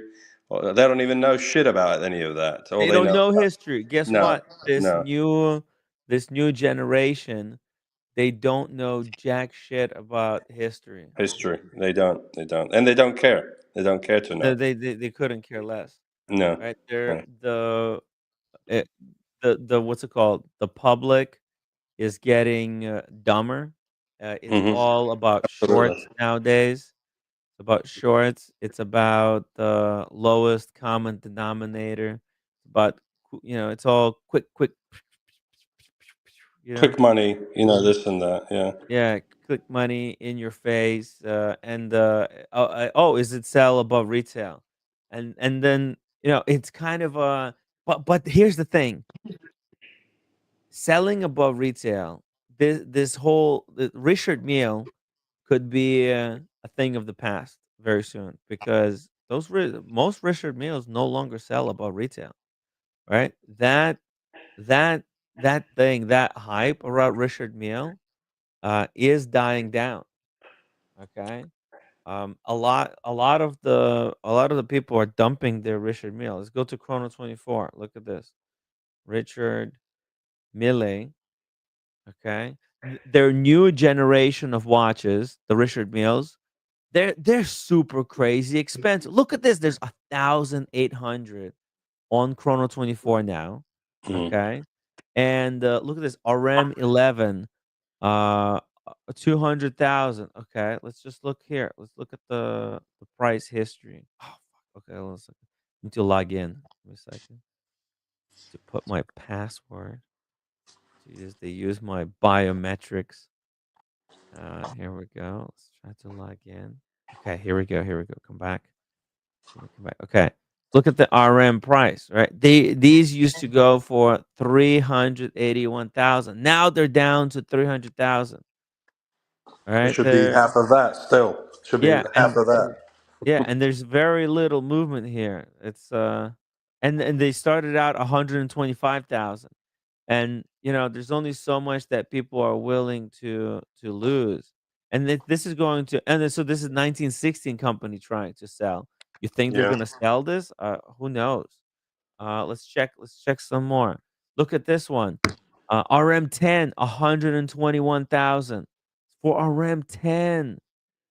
Go down here. See, the hype thing is dangerous because is when you're going up, that's great. You're riding the wave and it seems like you're unstoppable. But they hit the wall and now they're known as the brand that's dropping in value. Hey, you still get your Richard Mille? How much did you buy it for? Oh, you bought it for 140, 100. Look at this. It was October 2022, 165,000. Now 118. That's like a 30% drop. And it was is there true history behind it? And see, when the market popped off, people knew nothing about watches. There's people who are buying like Richard Milles, knowing nothing about watches. And over time, the watch collectors, the people who stayed in the hobby, got educated, maybe even overeducated. And And now it could go like, "Hey, you know what? Why was I buying these Richard Meals, which are toys, when I could have been buying Breguet that have like real history, uh, horology behind it." So it is interesting what's going on. Well, it's people chasing the hype. That's all it was, basically. Mhm. Nothing more. It's all to impress friends and the public that you have money or whatever. And as somebody had mentioned, it's true. I think a lot of it was used for money laundering. And when you can walk into the airport with supposedly a watch that's worth about 500,000 to 1 million, you Yeah. can you can move money around very easily that way. Yeah. Look, there's some cool Richard Meals that even I like. You know that I don't mind some Richard Meals. Hmm. Uh, let's see here. I actually like the quirky, weird ones. If we let's go here, low to high. Usually the cheaper ones I kind of dig. There's some interesting. Look. Let me show you. It's not gonna be for you, but like yeah, look at this one. That's a weird one. There's better ones, but like this round one, I kind of dig it. There's Yes, something that's all right right, looking, actually. right? People Yes, I hate it think. because it's a round one. Because it's round, yeah. There's better dials though. Hold on, let me just. Oh yeah, look at this one. This one is pretty cool with the Roman numerals. Look at that, 84,000. These drop, and then look at the case side. It's got like this hollowing out. It's interesting, and this one's got the bullshit movements in here as well. They're not like in-house, so, I think they're not going to be impossible to service. Let's see here, did they say what the movement is? But they got some, third party movements in there basically that's not going to be ridiculous to service. It's kinda cute. I love this one. Even, RM11, I kind of certain ones I like. The new in-house stuff, oh, there's some But amazing stuff. but still, for what, $84,000 for that watch you just showed me, the round Yeah, the round casing. 84,000. Yeah, Hey, 84,000. you could, I mean, you know very well that for 84, even for half of that, you Yeah, can get an incredible watch from one of the great brands out there. From exactly. That's so why why would you? It's just stupid, 84 grand for something like that. that's It's just a why brand. if it It's a if it label. drops even more, right? If it keeps dropping, imagine something like this for 20 grand though, Oh, right? 20 grand, definitely. Yeah, Definitely. Yeah, right? without a doubt. It's worth Yeah, it. Then it's yeah. worth it. Now we're talking, right? Because that's kind of it's a 20 grand watch. It's not a $84,000 watch. Let's be honest. And I think Richard Mille just recently released a new watch. Let's just take a quick look at it. Check it out. The new Sapphire. Let's see here. Look at this. Let's see it. Let's see if we got any. Look at that blue Sapphire. Fuck. Look at that. What? And there's also this one with the Tiffany blue tinge. And there's this blue one. Look at that. It's kind of I guess it's for the ladies and stuff. Let's see.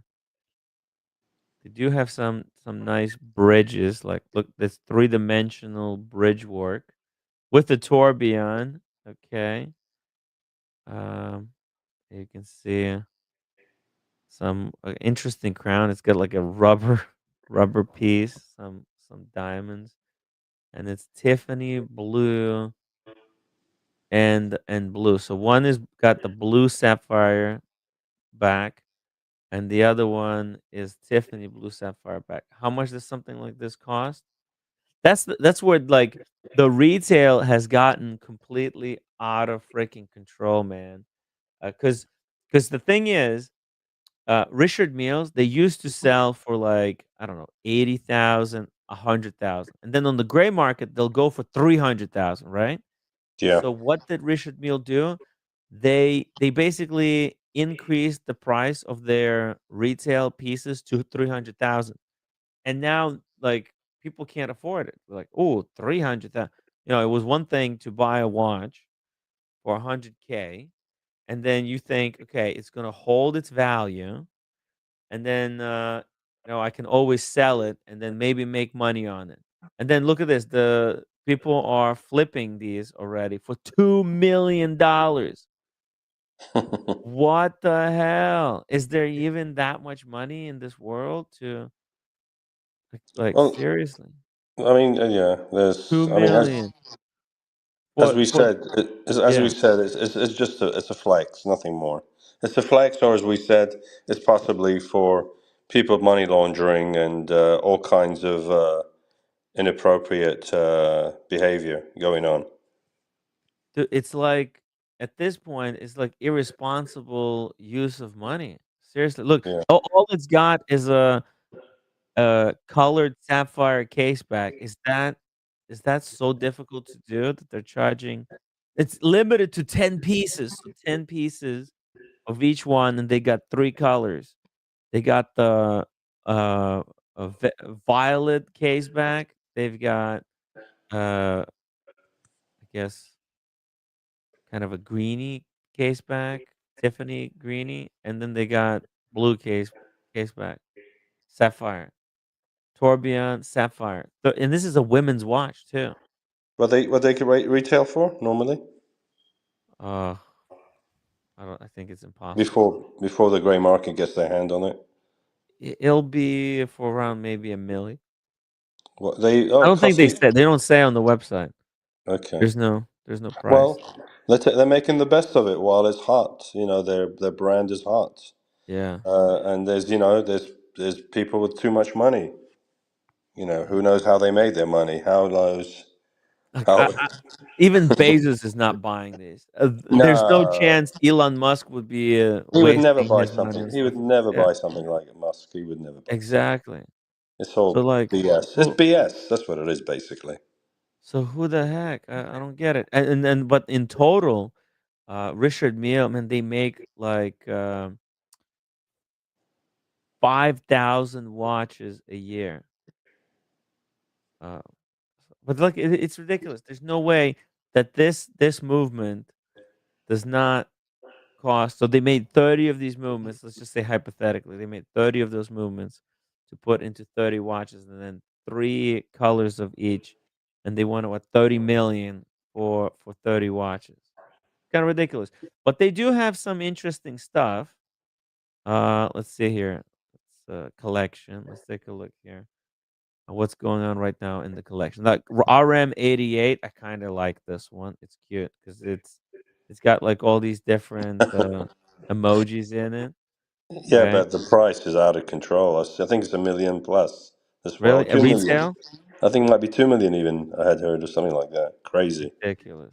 It's The too. chronograph, It's the just ridiculous. RM7201. That's the best chronograph I think on the market. It's actually functional as well because it's got like a Lama configuration.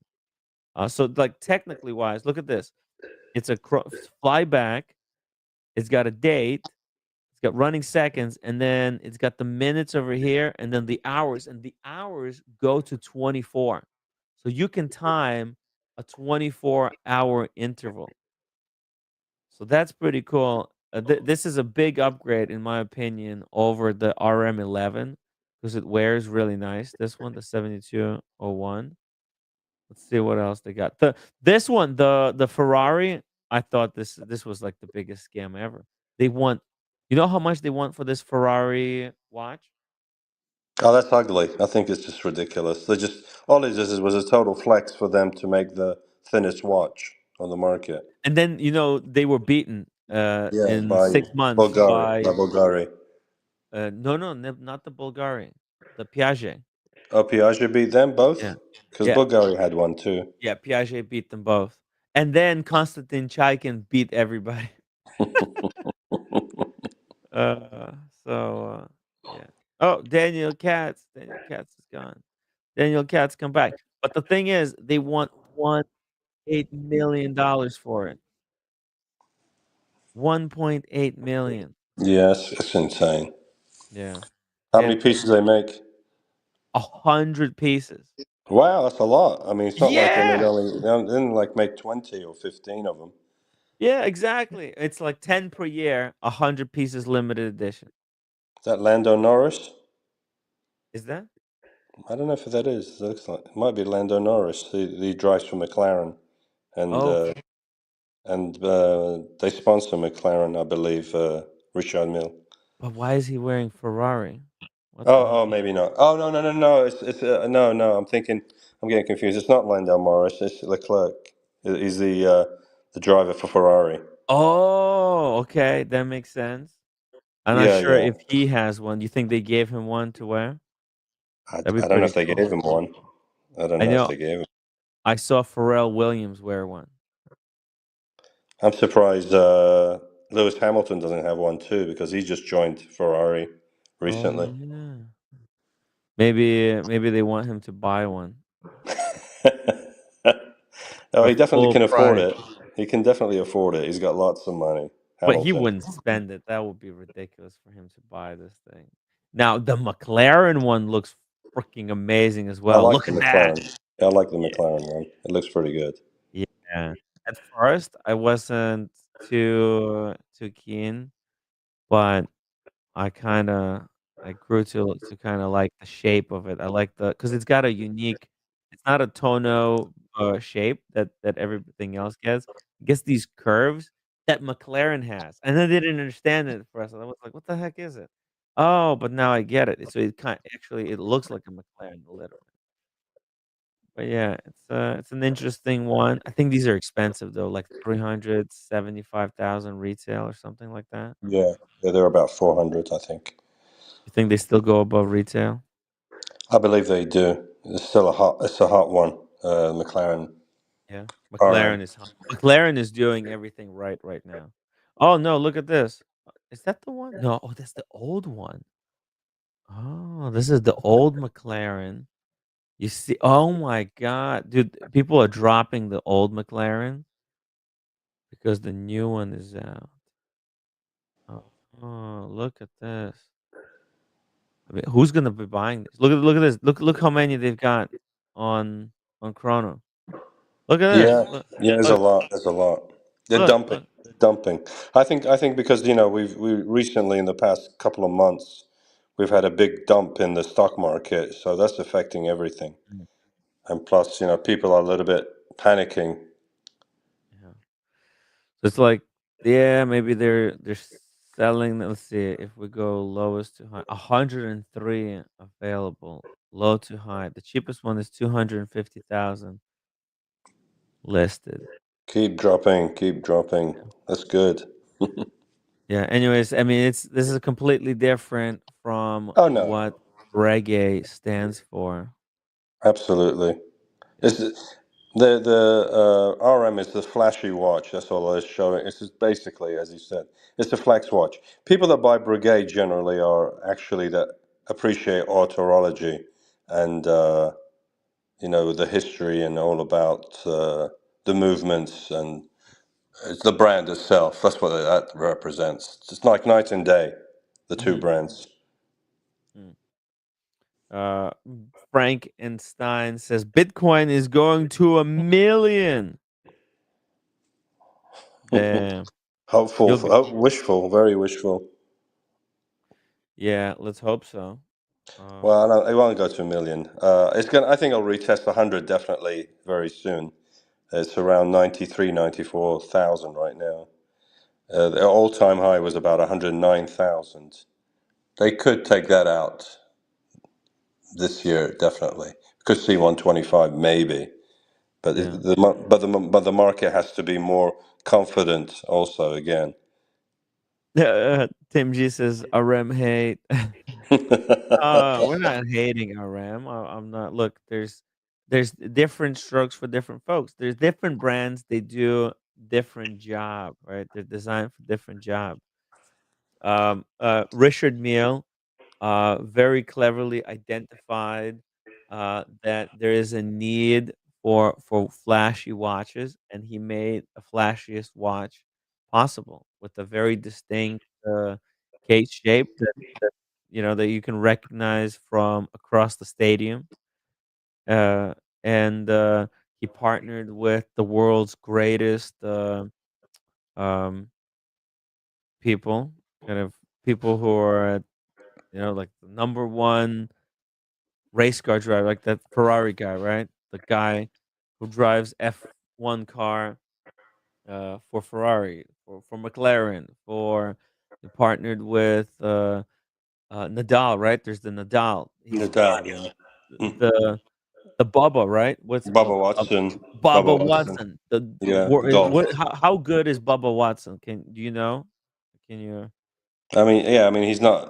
Bubba Watson is not on the same level as when Tiger Woods was amazing. When he dominated the golf world without a doubt.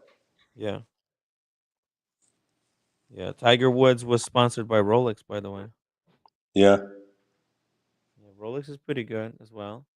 Um, but Bubba Watson, he's a big deal, right? He's a big celebrity name. Um, and they got well, it's what? controversial. That's why I think it helped him also. Not like although of course Tiger Woods had some controversy over the years, but Tiger Woods was on a different level when it came to golf. I mean, the guy was absolutely brilliant. He was dominant. He dominated the sport. Yeah. There's also Felipe Massa, Yeah, Felipe Massa. John Malkovich, the actor. All right, you got Nadal, right, the tennis player. Yeah, Nadal was dominant for a while. He was definitely one of the top tennis players of all time, probably for a period. hmm Pharrell Williams, as I mentioned before, is like how many Grammys? He has like one of the most Grammys. Not as many as Jay Z and Kanye, but Pharrell Williams, he's got a lot of Grammys, right? Probably Yeah, he's he up does. there. Now, JC, does he have a few RMs also, or he's mainly just Patek Philippe generally? I think Because I know he's got a lot. he had some obscure weird stuff. Because Jay-Z had the Grandmaster chime. He was actually wearing it. He didn't flip it like Sylvester Stallone did. no, no, no, no, he's got a serious watch collection, Jay Z, and he's a big Patek Philippe collector. Mm. Jason Pena says 100 is not a lot. I don't know, for $1.8 million a piece, I feel like that's a lot. Yeah, but maybe not. Well, anyways, it is an interesting day, right? Very interesting release, in my opinion. It undercuts the Recepi, the Simone Brett, right? Like Simone Brett's very similar. These brands have very similar shtick. Telling the time in a very simple manner. Philip Dufour, right? Same type of thing, but Breguet created like a shtick. So I'm gonna close down the poll. Let's see, we got some people who voted. They said 69% of the audience said they would go for the Patek Yeah, I 6196. told you. Yeah, Yes, versus because the of the Breguet. because it's because also because of the value that it holds and the resale. It has a very good resale, Patek Philippe, generally with their brand. hmm hmm Where unfortunately Breguet has a bad history of depreciating rapidly after in a short time. Fair enough. Maybe it's not going to be as brutal with this brand, with this model, but I surely hope it will depreciate because it means I'll be able to pick it up for a fraction of the cost. Maybe I'll be able to do a one for one trade for my Maurice Grossman. What do you think? What do you How think, much is guys? your Grossman worth now? Have you priced it? Probably worth nothing.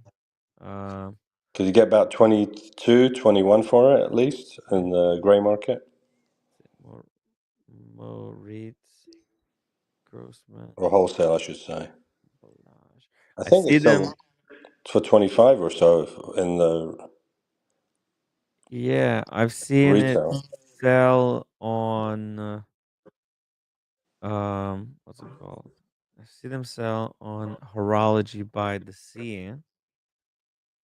for 25,000. But let's see Chrono 24 if there's any. Maybe there is.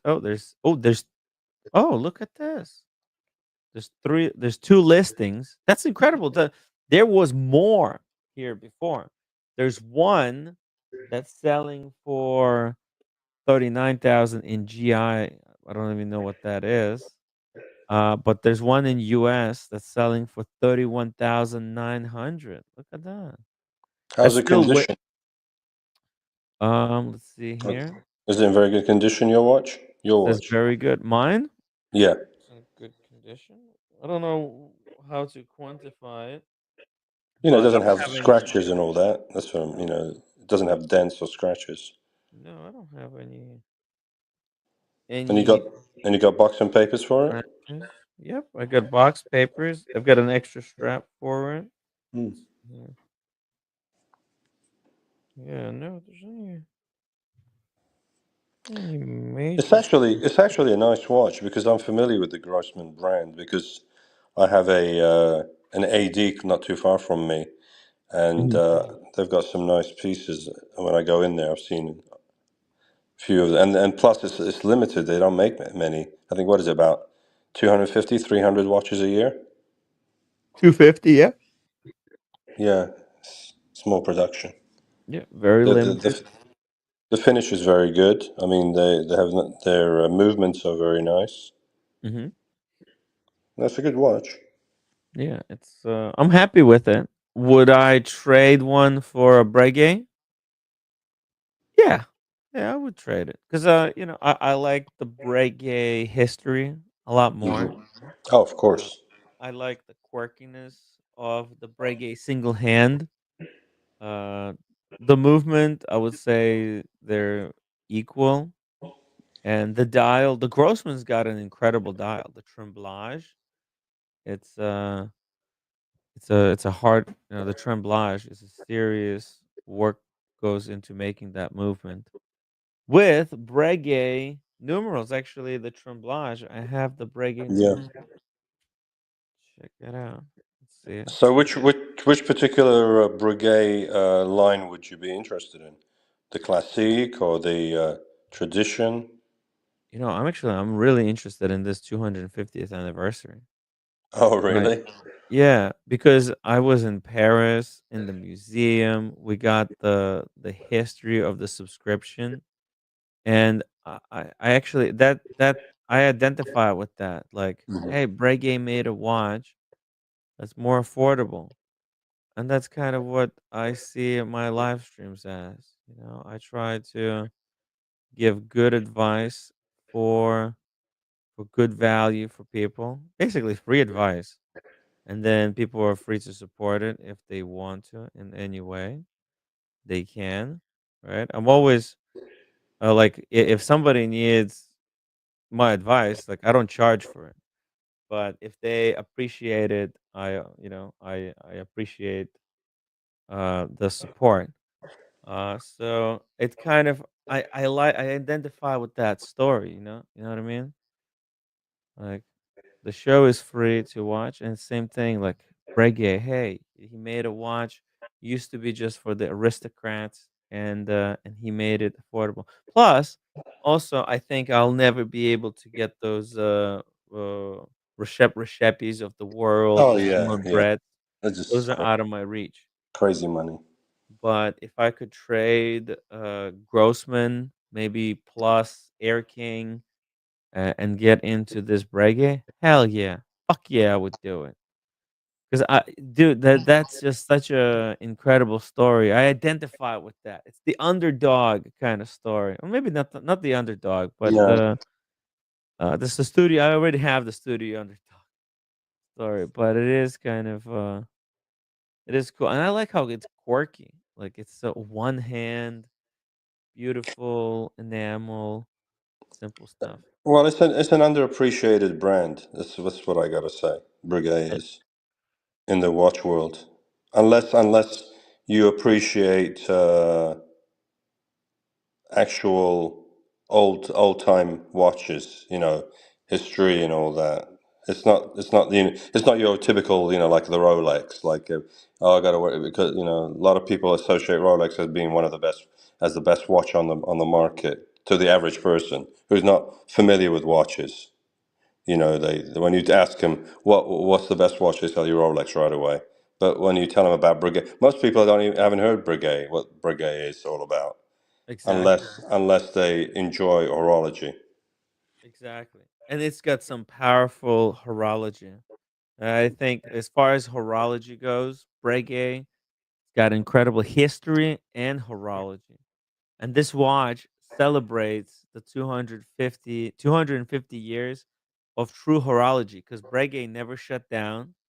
Yes, they've changed, there's change of ownership, but the brand has operated continuously since then. By the way, sorry for party rocking says I've heard of a Breguet man, but a gross man.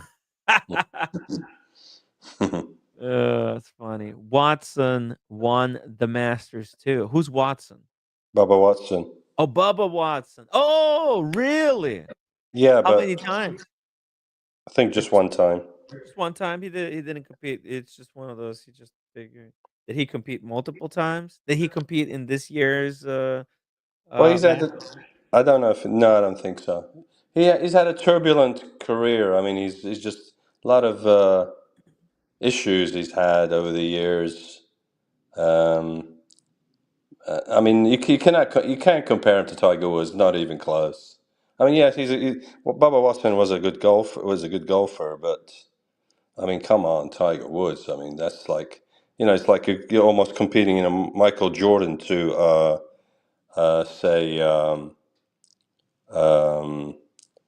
Charles Barkley, almost like that. Oh I mean, wow, they were on a different league, totally different league. wow, wow. It's sad to see kind of what happened to Tiger Woods because he could have kept going, right? I mean, he's already did uh, he didn't get the most wins for Masters, right? He could Very have. close, very Very close. close. Yeah, Yeah. I Is think there a Jack chance he Nicklaus. can get back into playing and win, or is he too old by now? What do you think? It's one I of those think he's. sports you can play forever, no? I mean, he's still a very good player, but he's not. I don't think he's going to ever go. Not even close to the level he was at around his peak. He was just so dominant at Mhm. one time. I mean, nobody could even get close to him. I mean, he would win by 14, 15 strokes. I mean, he's just unbelievable. Wow. He was so dominant for a while. Wow. And So it's not because the competition has gotten, no, he was tougher? just so good. I mean, the guy was just so good. He was on it. Yeah. I mean, he was just in a class by himself, no doubt about it. Mm, Yeah, yeah. interesting. But he got very close. I don't know how many titles he ended up getting, but it was close to Jack Nicklaus. Hmm,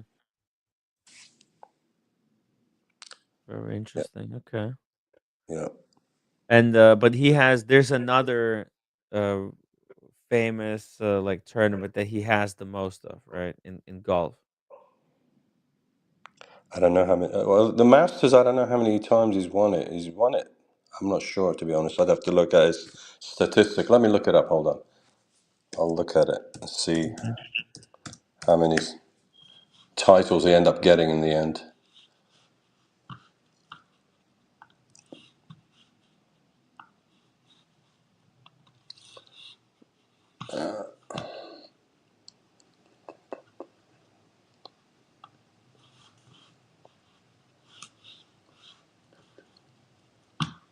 Mhm. My computer's acting up a little bit now too. Hold on. Yeah, it's not computers, man, they're not perfect. They're great when I'll, they run beautifully. Hold on. Here yeah, we go.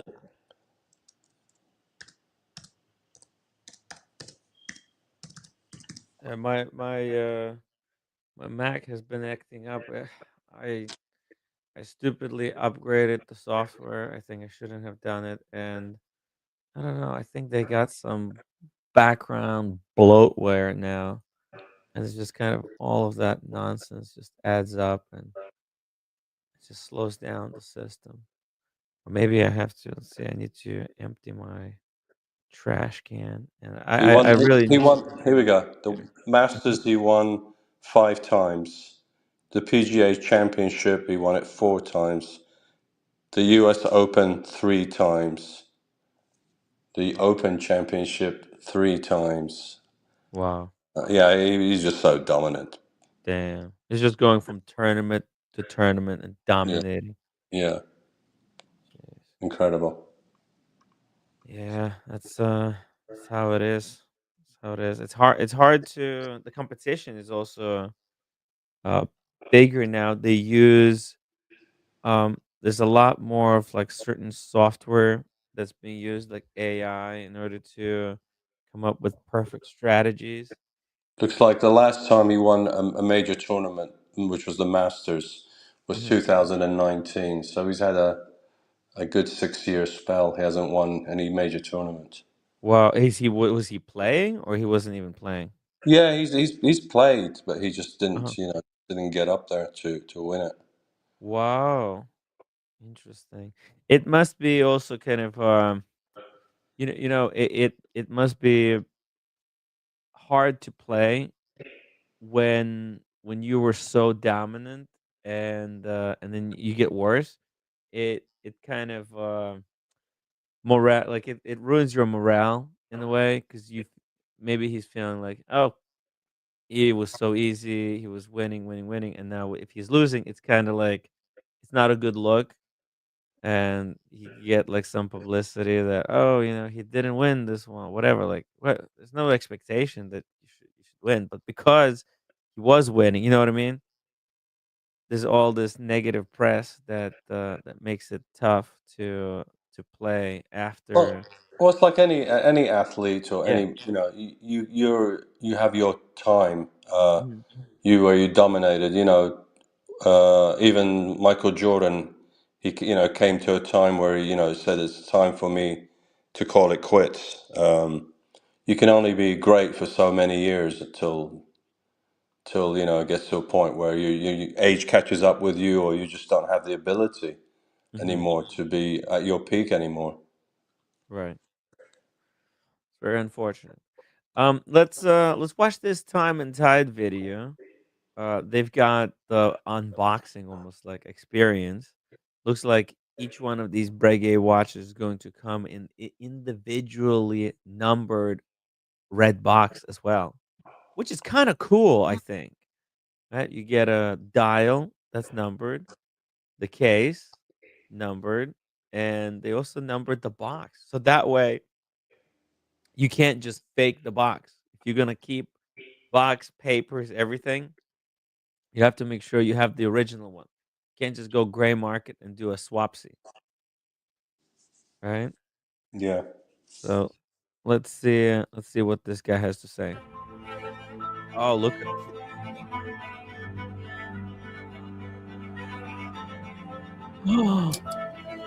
the movement. The So I'm video looks here so at much the better. Breguet Boutique on Fifth Avenue here in New York City, and I'm super stoked Oh, I can go there. That's Fifth Avenue. That's walking distance. 40-minute train ride. because we're going to talk about a Breguet watch, and it's not the one on my wrist. You guys have already heard me. You think they'll let me film if I go there and say, "Hey guys, I want to make a video about the Breguet watch." They can ask. They can only say It no. wouldn't hurt, right? Yeah. Maybe I'll go tomorrow just to be safe. Talk about this at length. It's in my most worn watches of Oh, 2024 video. oh, this guy actually has a Breguet watch. See, it would be different if I came there with my Breguet watch as well and said, "Hey, I'm doing it for them."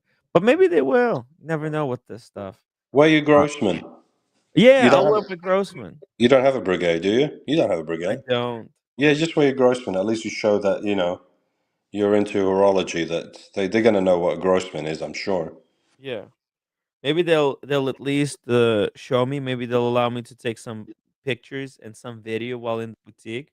They won't let me Yeah. film inside the boutique itself, maybe, but at least maybe they'll be able to let me film the watch. Well, Hey, maybe they'll show you the what? watch.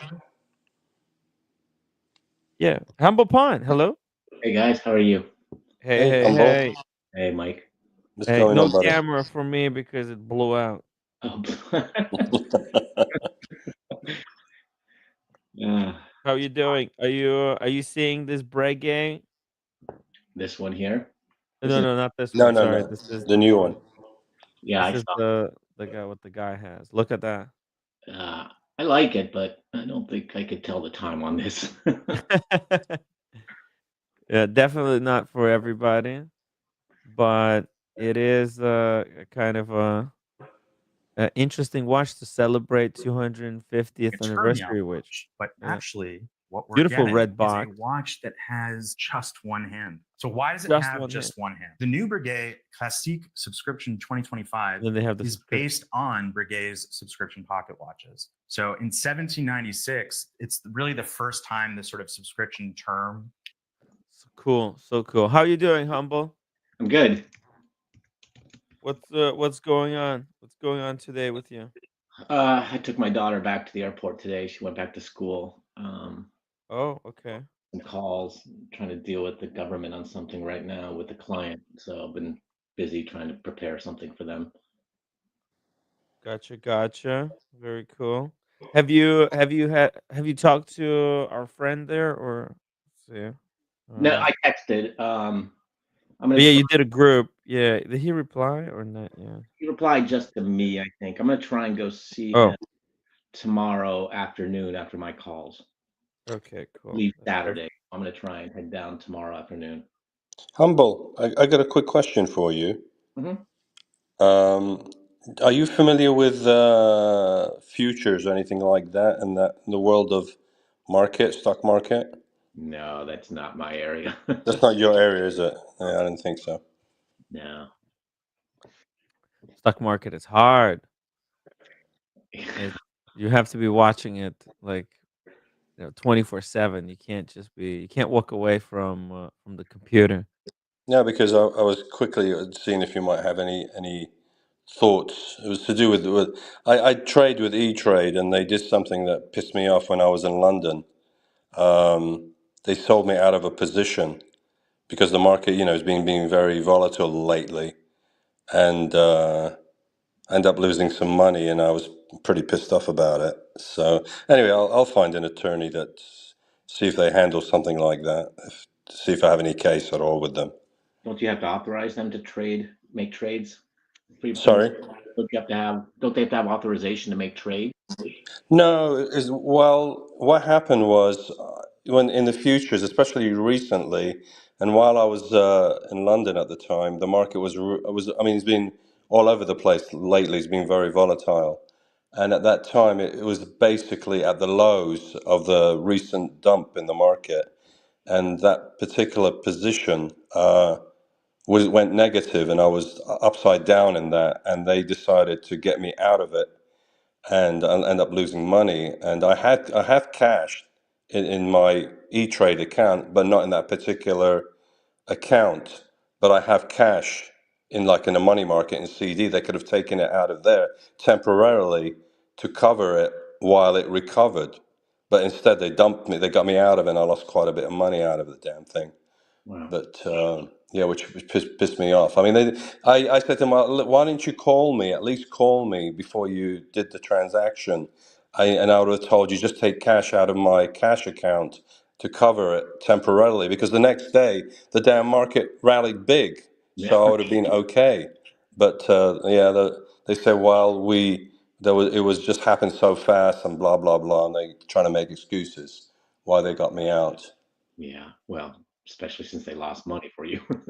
Yeah, they lost me money, exactly. I mean, Idiot. yeah, yeah, it was very, very bad. I mean, it's never happened before with me, but with the volatility going crazy recently, it's just unfortunately they did something without my go ahead to do it. If I didn't have the cash to cover it, I would say, okay, I understand why Yeah. you dumped me and got me out. But I had the cash to cover temporarily, so I would have been okay the next day, definitely. Yeah. Yeah. I would try to see if there's something you can do, because that's ridiculous. It is. I spoke to the manager, and he basically told me there's nothing they could do on their part. And they said, well, we can't call everybody. We called a few. Unfortunately, you didn't call me, though, jerks. Can't call everybody, but you're doing something that can actually lose you money, which actually happens. That's the dumbest thing I've ever heard. Yeah, yeah. So anyway, I'll see. I'll talk to somebody and see what they have to say. I try not to look at the market every day because I just don't want to depress myself. Yeah, it dropped big way, and then the next day it just rebounded back to where it was previously. Like, what Oh the yeah, hell? yeah, It's like a yeah. It's, 10% drop across the board. well, Trump has been, He's he's all over the basically he's the puppet master. the He says instigator. something, Yeah. yeah, he says something, it dumps. He says something positive, it goes up. I mean, it's just a joke, and these damn crooks in Wall Street playing games. You know, the shorting, they're going long when they want to, the shorting when they're making millions and millions of dollars manipulating the market. These crooks. Yeah, they Yeah. are. It's Yeah. it's just disgusting. Yeah. I'm glad all of my investment is in Fubu. And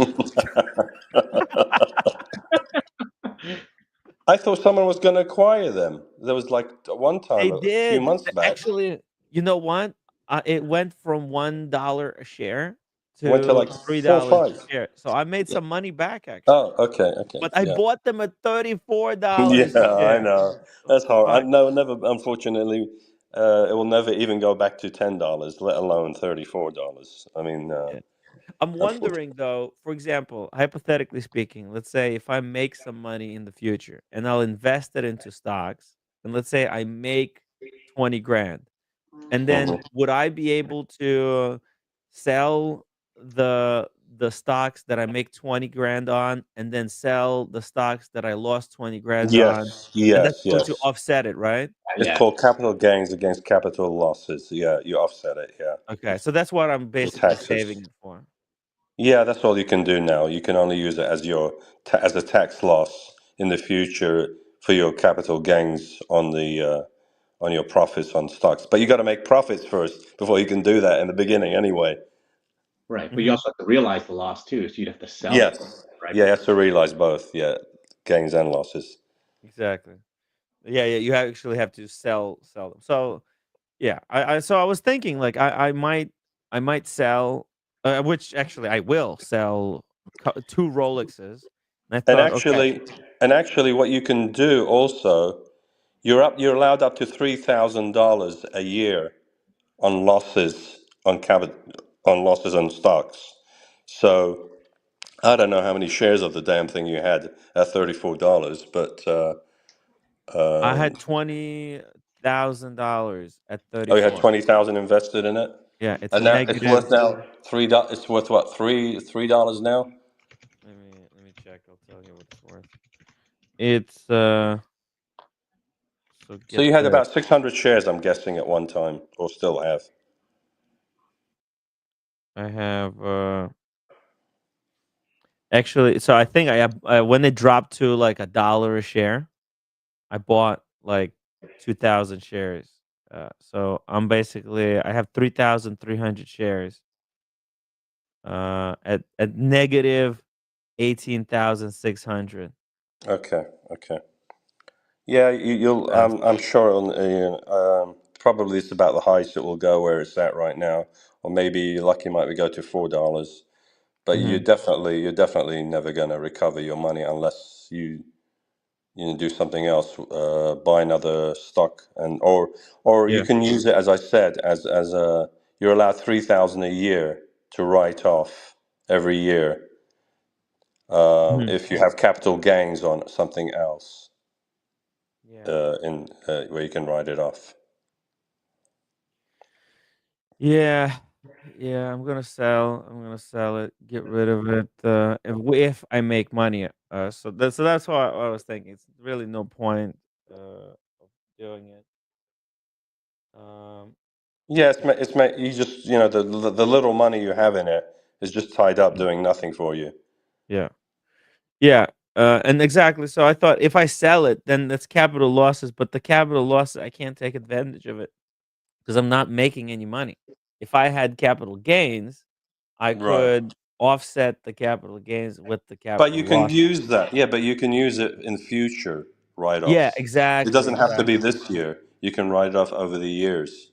And as I said, you're allowed exactly. 3,000 write-off unless you make say you make $20,000 in capital gains somewhere, and then you can offset the capital losses dollar for dollar. You know what I'm saying? Yeah. That's what I'm hoping for. Um, and I at the moment I have nothing to offset anywhere, so I'm just chilling, just sitting on it, and hoping for the best. If uh, if if it comes to something, it'll be cool. If no, it'll be whatever, whatever. What happens happens. I'm just hoping to sell the FUBU once I get some kind of capital gains. Sell watches for capital gain.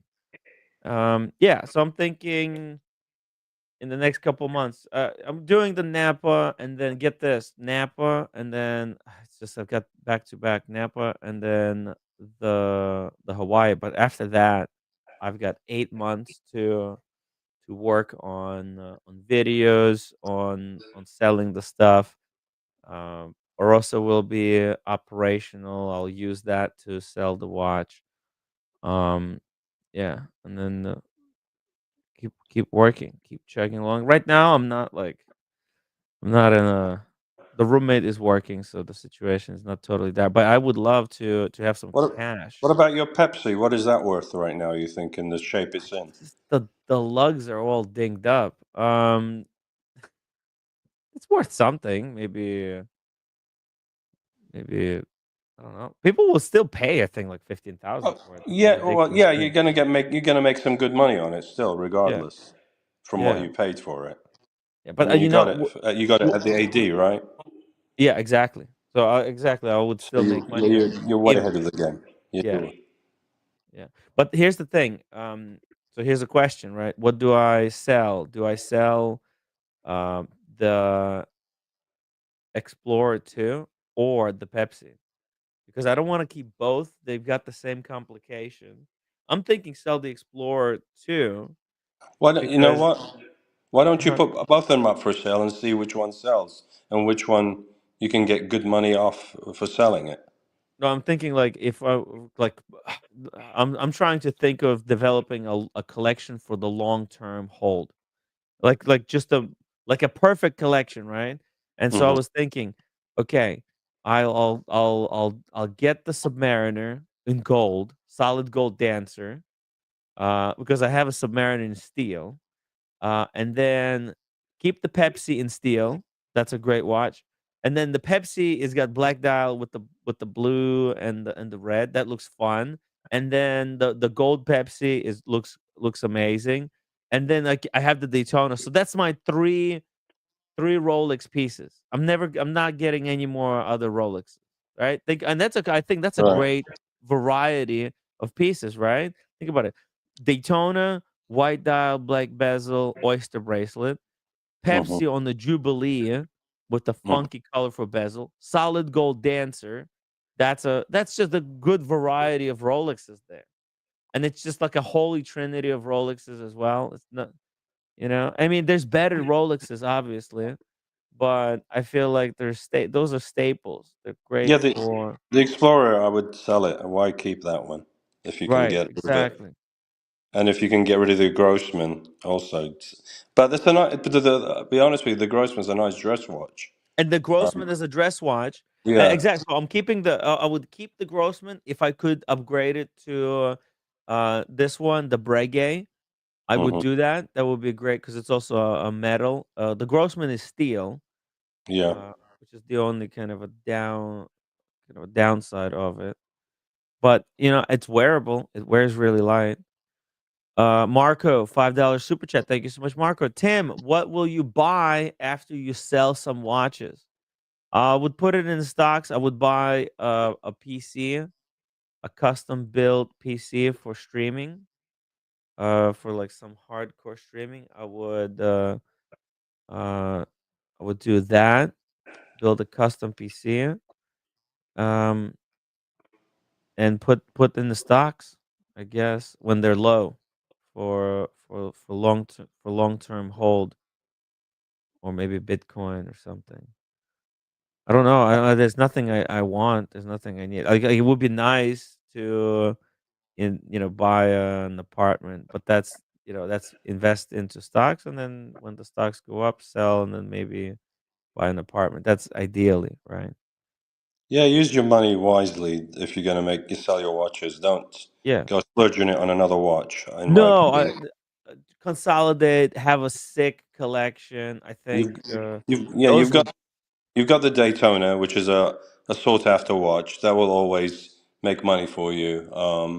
The Pepsi, you told me it's roughed up, but it's a nice watch. That's why I'm Uh, thinking it's a good keeper since it's already roughed up. yeah. I'll keep it out. Then I don't have to worry about the resale value of it. I don't Mhm. mind that it's roughed up, um, because I don't even notice it, to be honest. I was wearing it like a couple of days ago. And Well, you got a GMT, you've got a Daytona, which is fine, and you've got a dress watch, which is the Grossman, unless you decide to trade it for a Breguet down the road. I got the Speedy that I'm keeping. Speedy Speedy, Keep is a nice yeah. watch, Speedy. I've got the IWC. That's my Steel No, you Sport can't sell that. integrated bracelet. You Yeah, that's can't a sell it humble anyway. pine Yeah, you can't sell that. gift. Can't sell that. And that's a 6 watch collection. I'm thinking 7 watches is perfect because 7 Yeah, and sell days the rest, and a sell the week, rest, whatever you and got, the sell the rest. rest, right? Five, Um, four, 5, 6 watches is all you need, really. yeah. Look who's speaking. Look who's Uh, talking. I got. yeah.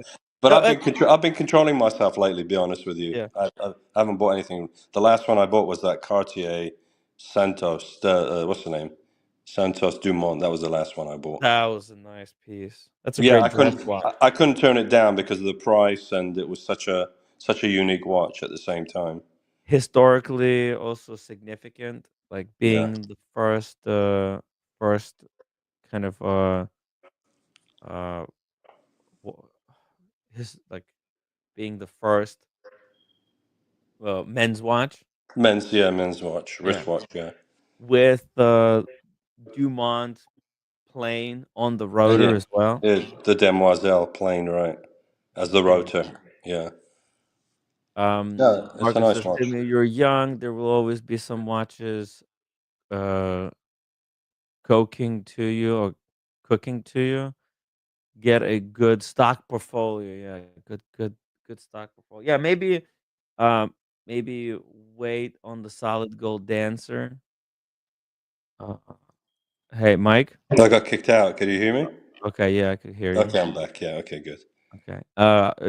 Humble Pine had to go. Also, looks like Daniel departed, not permanently. Let's hope. Daniel, come back. Daniel Katz, come back. Wristwatchaholic says keep 4 maximum. But the thing is, like, this is my career. It like I would advise for just regular people out there. Maybe four watches maximum is great. Me doing a show about watches, it's a little bit different, but To be honest with you, I haven't even gone to the Rolex AD. They sell Rolex and they sell Patek, the same AD. And mhm, I haven't even gone over there because it's basically a waste of time generally. You just go there and look at the watches in the exhibition and then mhm. turn around and get annoyed and leave. Yeah. So, Who basically are it's they good selling advice. watches to right now? It's so crazy, right? They're selling it to some fuckers. I don't know, who knows. It's ridiculous. They gotta be really like, man, I don't even Well, they know. sell jewelry too, so I'm sure that's Mhm. a part of their little game. They sell, they encourage you to buy jewelry, and it helps too. I think, being married, uh, that they sell you sell jewelry to your wife or whatever. So that's another, con that they have basically to make You you buy know, one. Mike, I was at this London Jewelers special event for like that they held last year, or maybe it was like a year and a half or 2 years now. But I was there, and there was this guy at the event, and he had 5811 Patek. Okay, 5811, and he said he bought no watches. It's his first and only watch, and but his wife was big jewelry customer there. Hmm. So they found like a perfect customer to sell the 5811 to, because he said he's never gonna sell it. It's a great keeper. Uh, it's the iconic watch. So that's Wristwatchholic asks me. I just looked at the comments. yeah. He was asking me if it was called B at Costa Mesa. No, no, I don't live in California. I live in Arizona. Hmm. And yeah, white gold sub is a good deal, but you really have to be rich to buy white gold, because it's like it's great stealth. It's a stealth wealth. I don't have any wealth, so I just want a like a gold watch for a variety of colors. Because then um, I'm not too big into two tone, but if I didn't have my Daytona that I have right now that I bought at retail, I would go for two tone, to be honest, because I think I'm that's the best deal. I'm a fan of two tone. You know that. I've Yeah, got quite a few. nothing wrong with two tone, No, and no, on the especially gray market, you get much better value for your money with the two tone. especially two tone with the Ever Rose or Rose Gold. It looks good with the stainless steel combination. Hmm.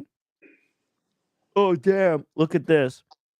That's the new Daytona with the black dial. I think this is my favorite Daytona in current production catalog. Like if money is no option, because it looks like an old style Daytona, but it's white gold. So it's gonna have that heft, but it's not quite platinum heft, and it's just got a beautiful dial. The black dial looks really nice with the white gold bezel, the white gold case, bracelet, everything just looks minty How'd nice. you like how'd you like the blue dial they came out this year? Daytona. Ah, there was a blue dial? Yeah, in white gold. Oh. In white Oh, gold also. yeah. Good. You know what? I wasn't really too keen on them. They Really? also made a, They brought back the John John Mayer Mayer. new version, yeah. Yeah, they're kinda ugly. I don't know. It's Mm.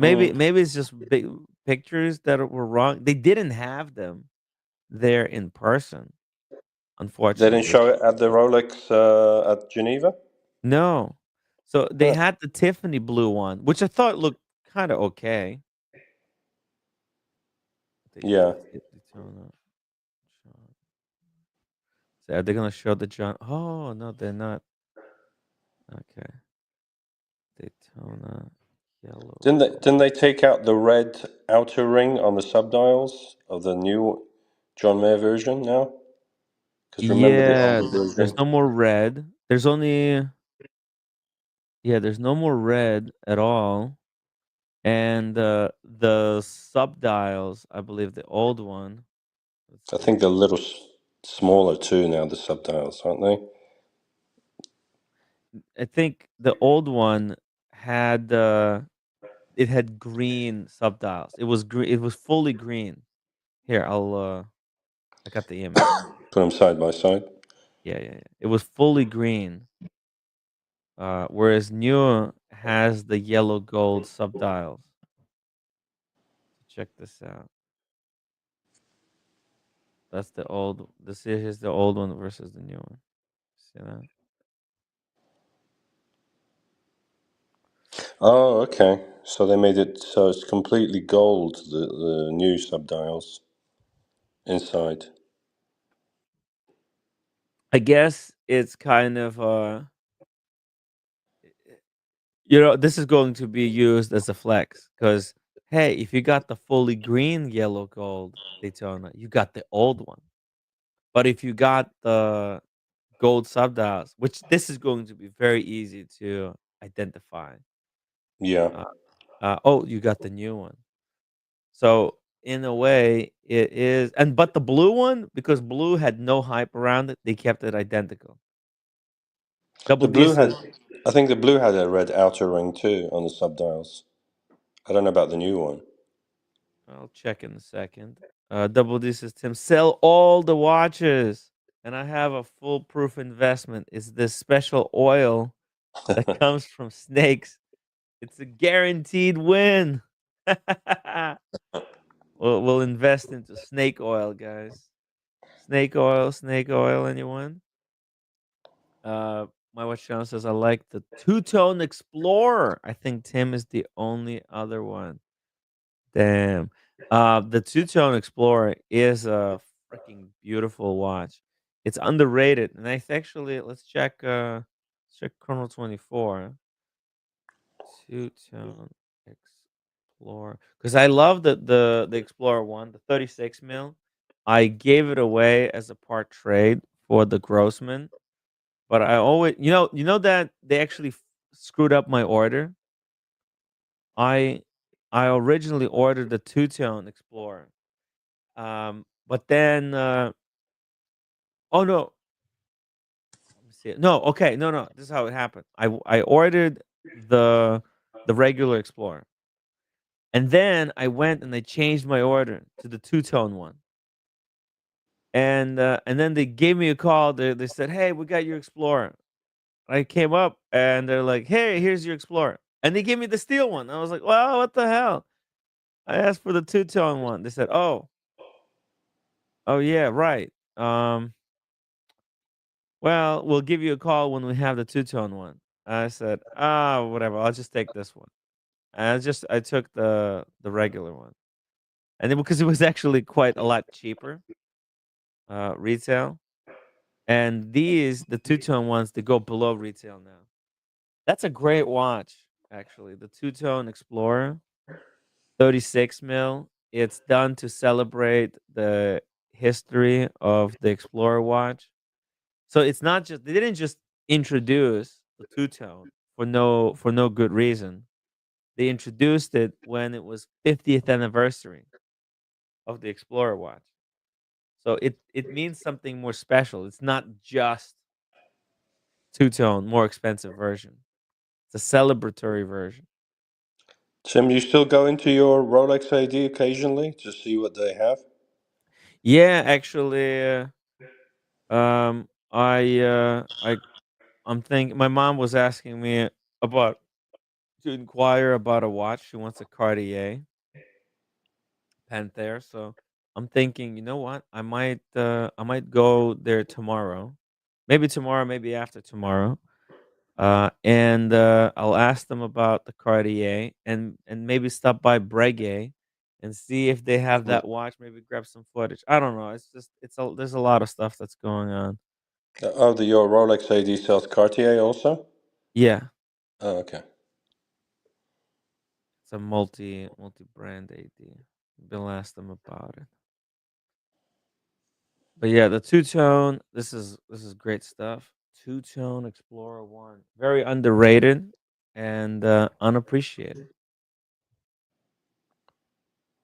Let's see. Anything else that I wanted to talk about? Gregory Kissling, Breguet's new CEO, on his vision and the 250th anniversary. Yeah, they put the new CEO uh for the Breguet. He's got a nice suit. Mm-hmm. Very interesting guy. The microtechnology engineer with MBA and master's degree in luxury management, Gregory Kissling was appointed a few months ago as a head of one of the most prestigious names in haute horology, Breguet. A visit to Vallée des Jeux gave us an opportunity to sit down with him to discuss his career and future of the brand that's about to celebrate 250th anniversary. Xavier Markel from Monochrome. Gregory, thanks for having us. How did you get into watchmaking industry, and what was the path that led you to become the CEO? He says, I'm originally from Neuchâtel, which certainly makes it easier to enter this wonderful watchmaking industry. I've always been drawn to technology, so I attended engineering school in Le Loc, where several specialties are taught, including microtechnology. That's how I first got hooked on watchmaking. Even though I was initially interested in robotics, I quickly found myself returning to watchmaking first at Cartier as a movement constructor, then at Omega, where I spent over 20 years working not only on movements but also on habillage, non-movement components in the watch. Habillage. When you're into watches, you inevitably study Breguet, his story, his inventions. He is the father of modern horology. At Omega, I had the chance to meet George Daniels as we were developing the coaxial escapement. Holy shit, this guy is serious. Yeah, Daniels, uh-huh. he's got a good resume of. So he was at Omega too.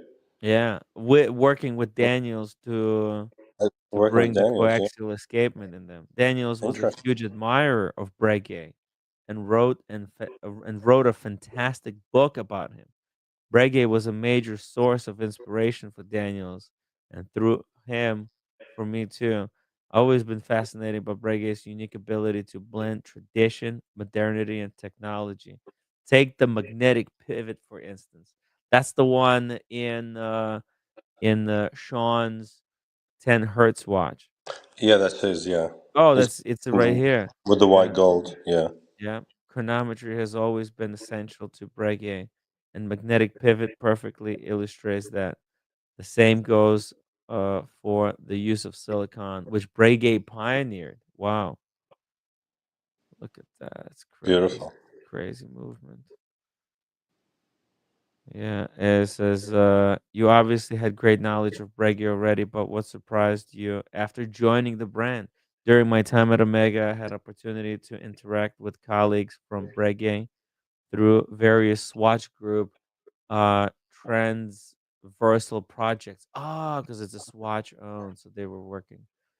The group is like a big family. It's not just brands and manufacturers. So I already knew some of the people at Breguet before arriving.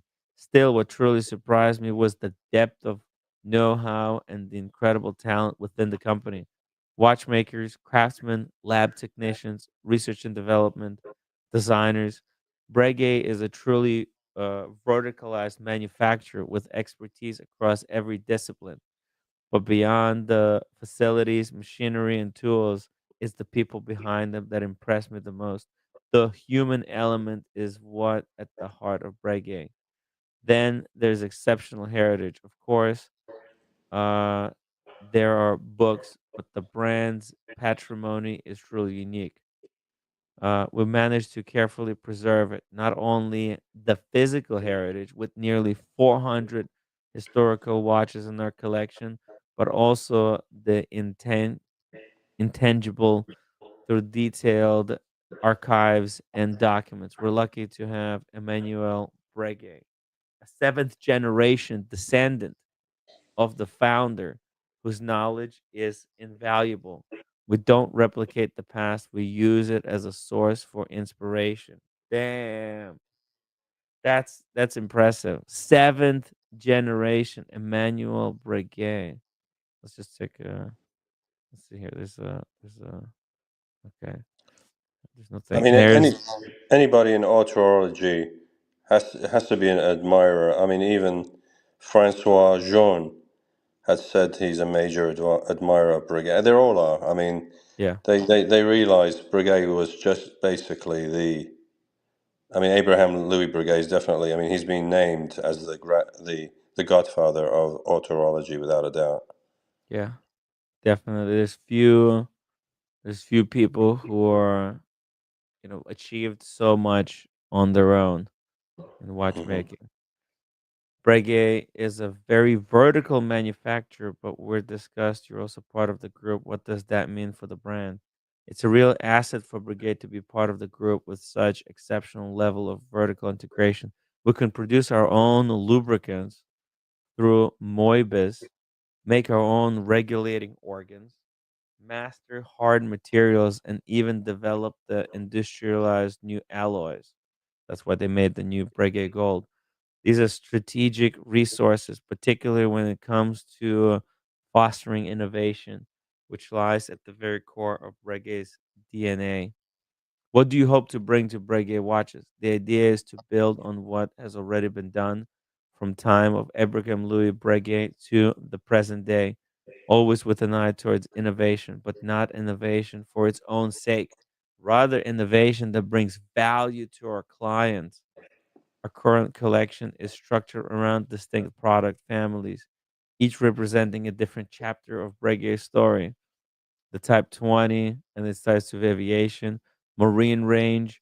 The Breguet was appointed official watchmaker to the French Royal Navy by King Louis the 18th in 1815. The Classique, the Tradition, and Reign the Naples.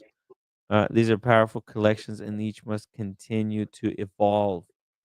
Breguet is also fully integrated manufacturer capable of designing, developing, and producing its own movements.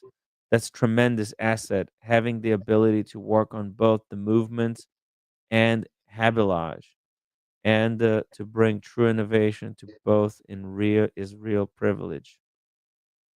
Where's the main challenges for the brand? Our first challenge is to ensure that Breguet retains its rightful place. At the same time, we need to remain relevant to the new generation of clients. People who are already familiar with the Breguet understand its importance, but we also want to reach those who may not yet be aware of the brand's incredible heritage. In 2025, we'll be celebrating our 250th anniversary. It's the perfect opportunity to communicate this message. We, we began our we've began with our history and will soon highlight our inventions.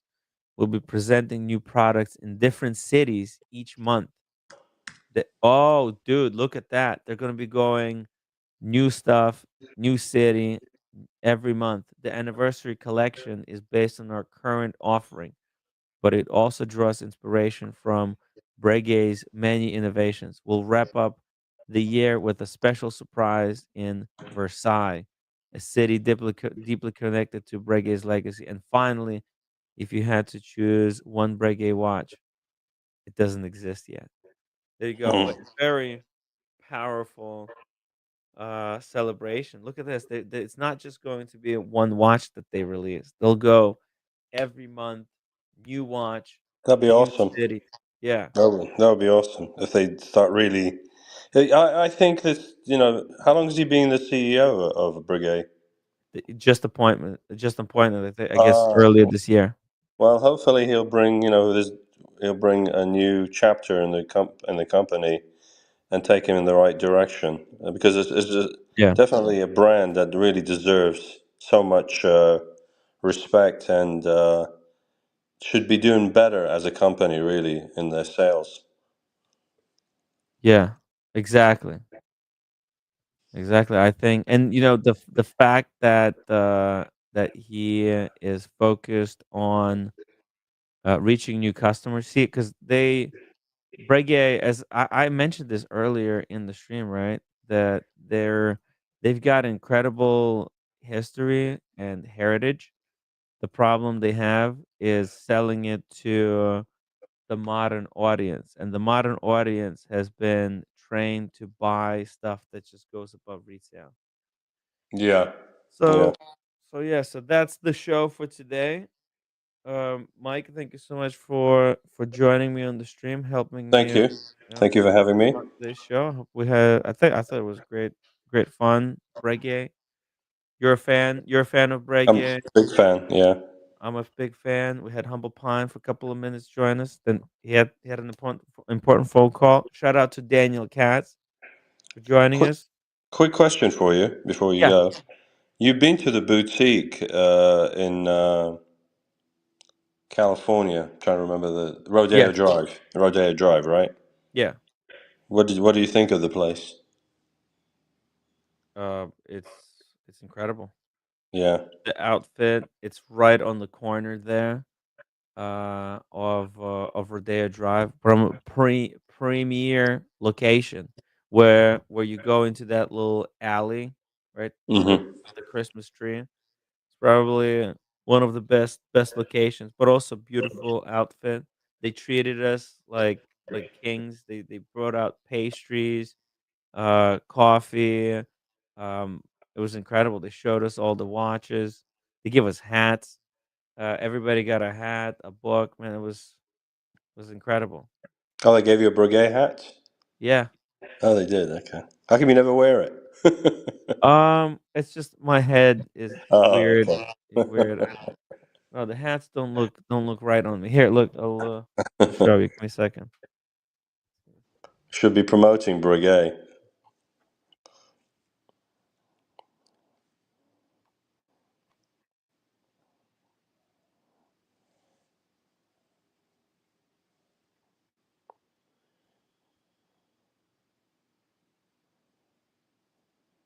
Here, check it out. See, it's just I look weird in the hat. It doesn't. Hmm. My It's face is adjustable, big. isn't I it? have a fat face. If I lost a whole bunch of weight, and it's too small, I think I have to wear it like this on top. Is it adjustable in the It is back? adjustable. Yeah, I have to wear hats like Moses the jeweler. You know how Moses the jeweler wears them? He just like puts it on top of his head like that. That's it. I guess this is. Should I wear it like this? Hey, look. Yeah. Yeah. Exactly. It's hard, Yeah, guys. that's cool. Yeah. But yeah. Yeah. All right. All right, Cool. guys. Upload the stream, and I'll be back tomorrow. Yeah, Take Mike. care, everybody. Thank you. Take care, everyone. Good night, everybody.